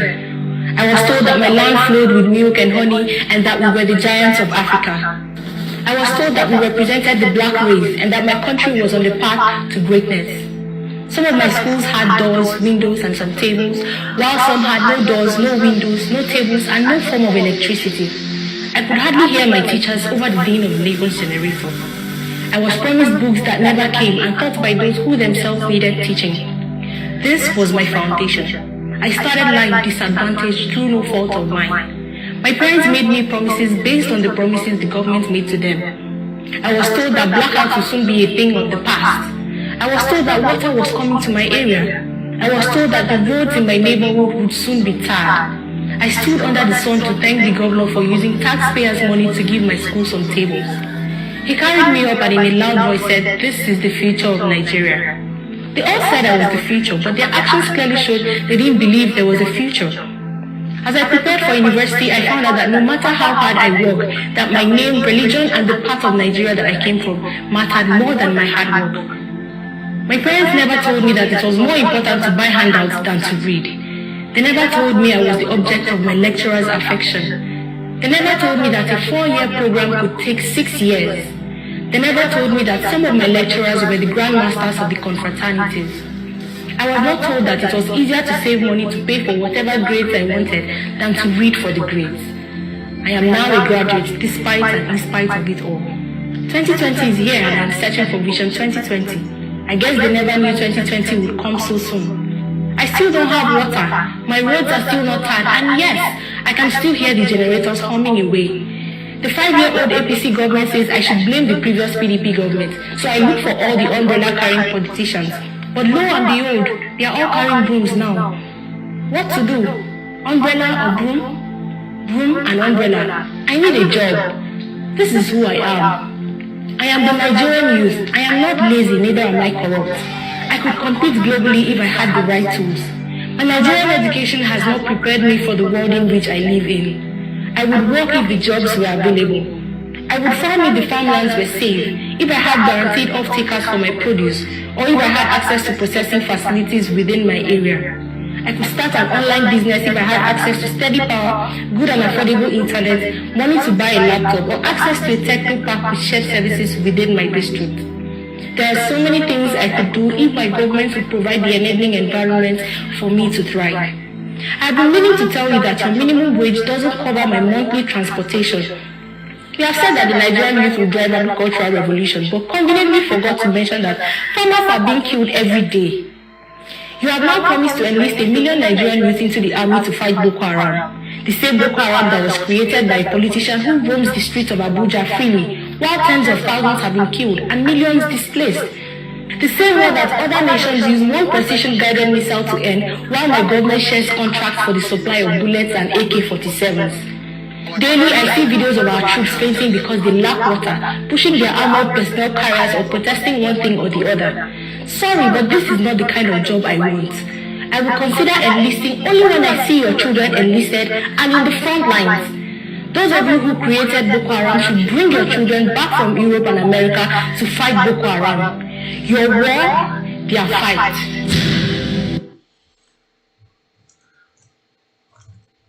What more could I add to that beautiful sister there?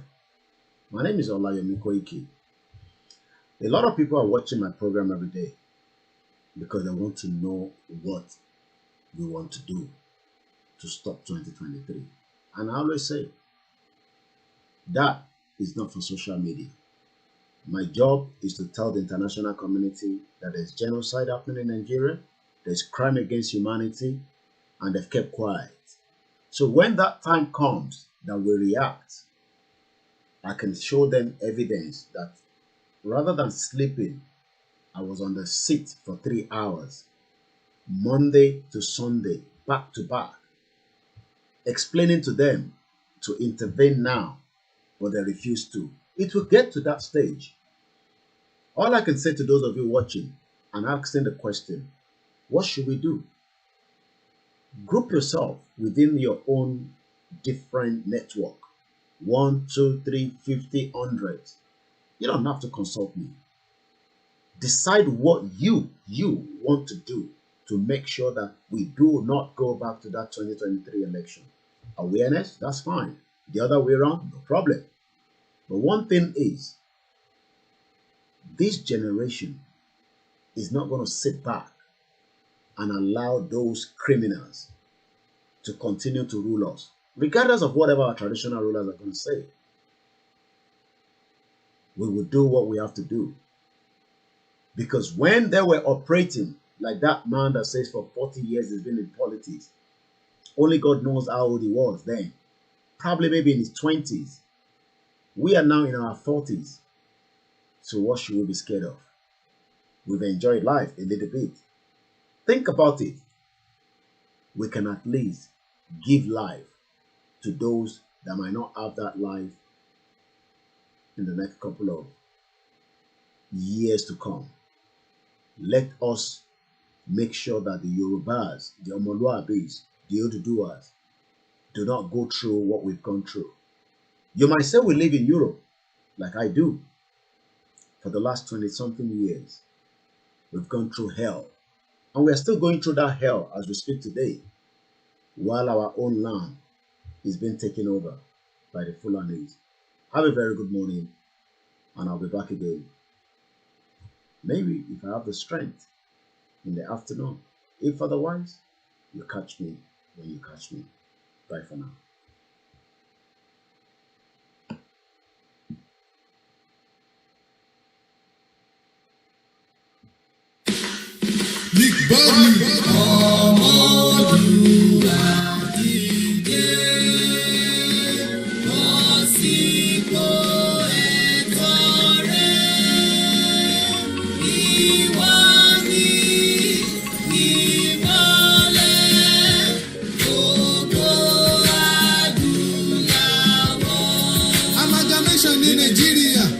Created by the enemy of black men, then where the black never civilize.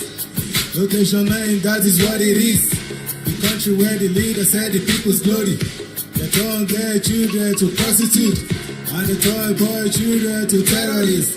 Now, terrorists don't take over. Yoruba people say we know they do again. Say hold you to our nation, that is what we want now. Freedom, freedom, freedom, freedom, freedom. Motherfucker, come and free us. Freedom, freedom, freedom, freedom, freedom, freedom. Now, location 9, ìlú Boko Haram. Ìlú àwọn hush politician àti S-men. Fake promises every year. Fake miracle everywhere. Fake military anywhere. Now, all the dry people wanna go. Biafra people wanna go. Location 419 need to break for freedom, freedom, freedom, freedom, freedom. We need the freedom, freedom, freedom, freedom, freedom, freedom, freedom. Now, free education and audio. Good security na one chance. Over 100 million people don't poor. All my nigga need a job, they know they see work. They want to go to farm, full and near attack. Don't give me any fucking reason why we no go. Even many people say they wanna go. Freedom, freedom, freedom, freedom, freedom, freedom, freedom, freedom, freedom, freedom, freedom, freedom. No back on you do a republic. I think I see what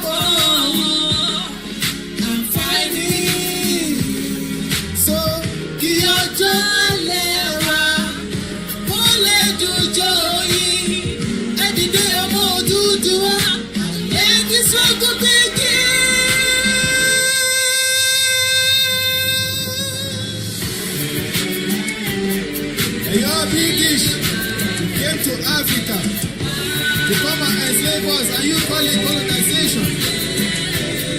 You join four nations together.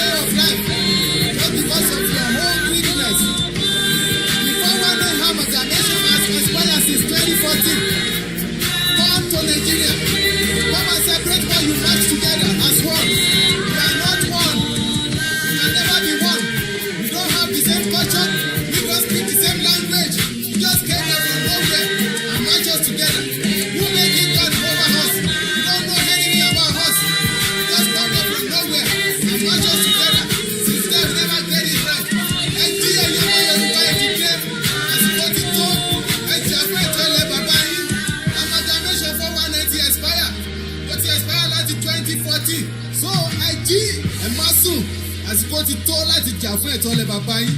A fool at 60 is a fool forever. Ẹ máa sùn.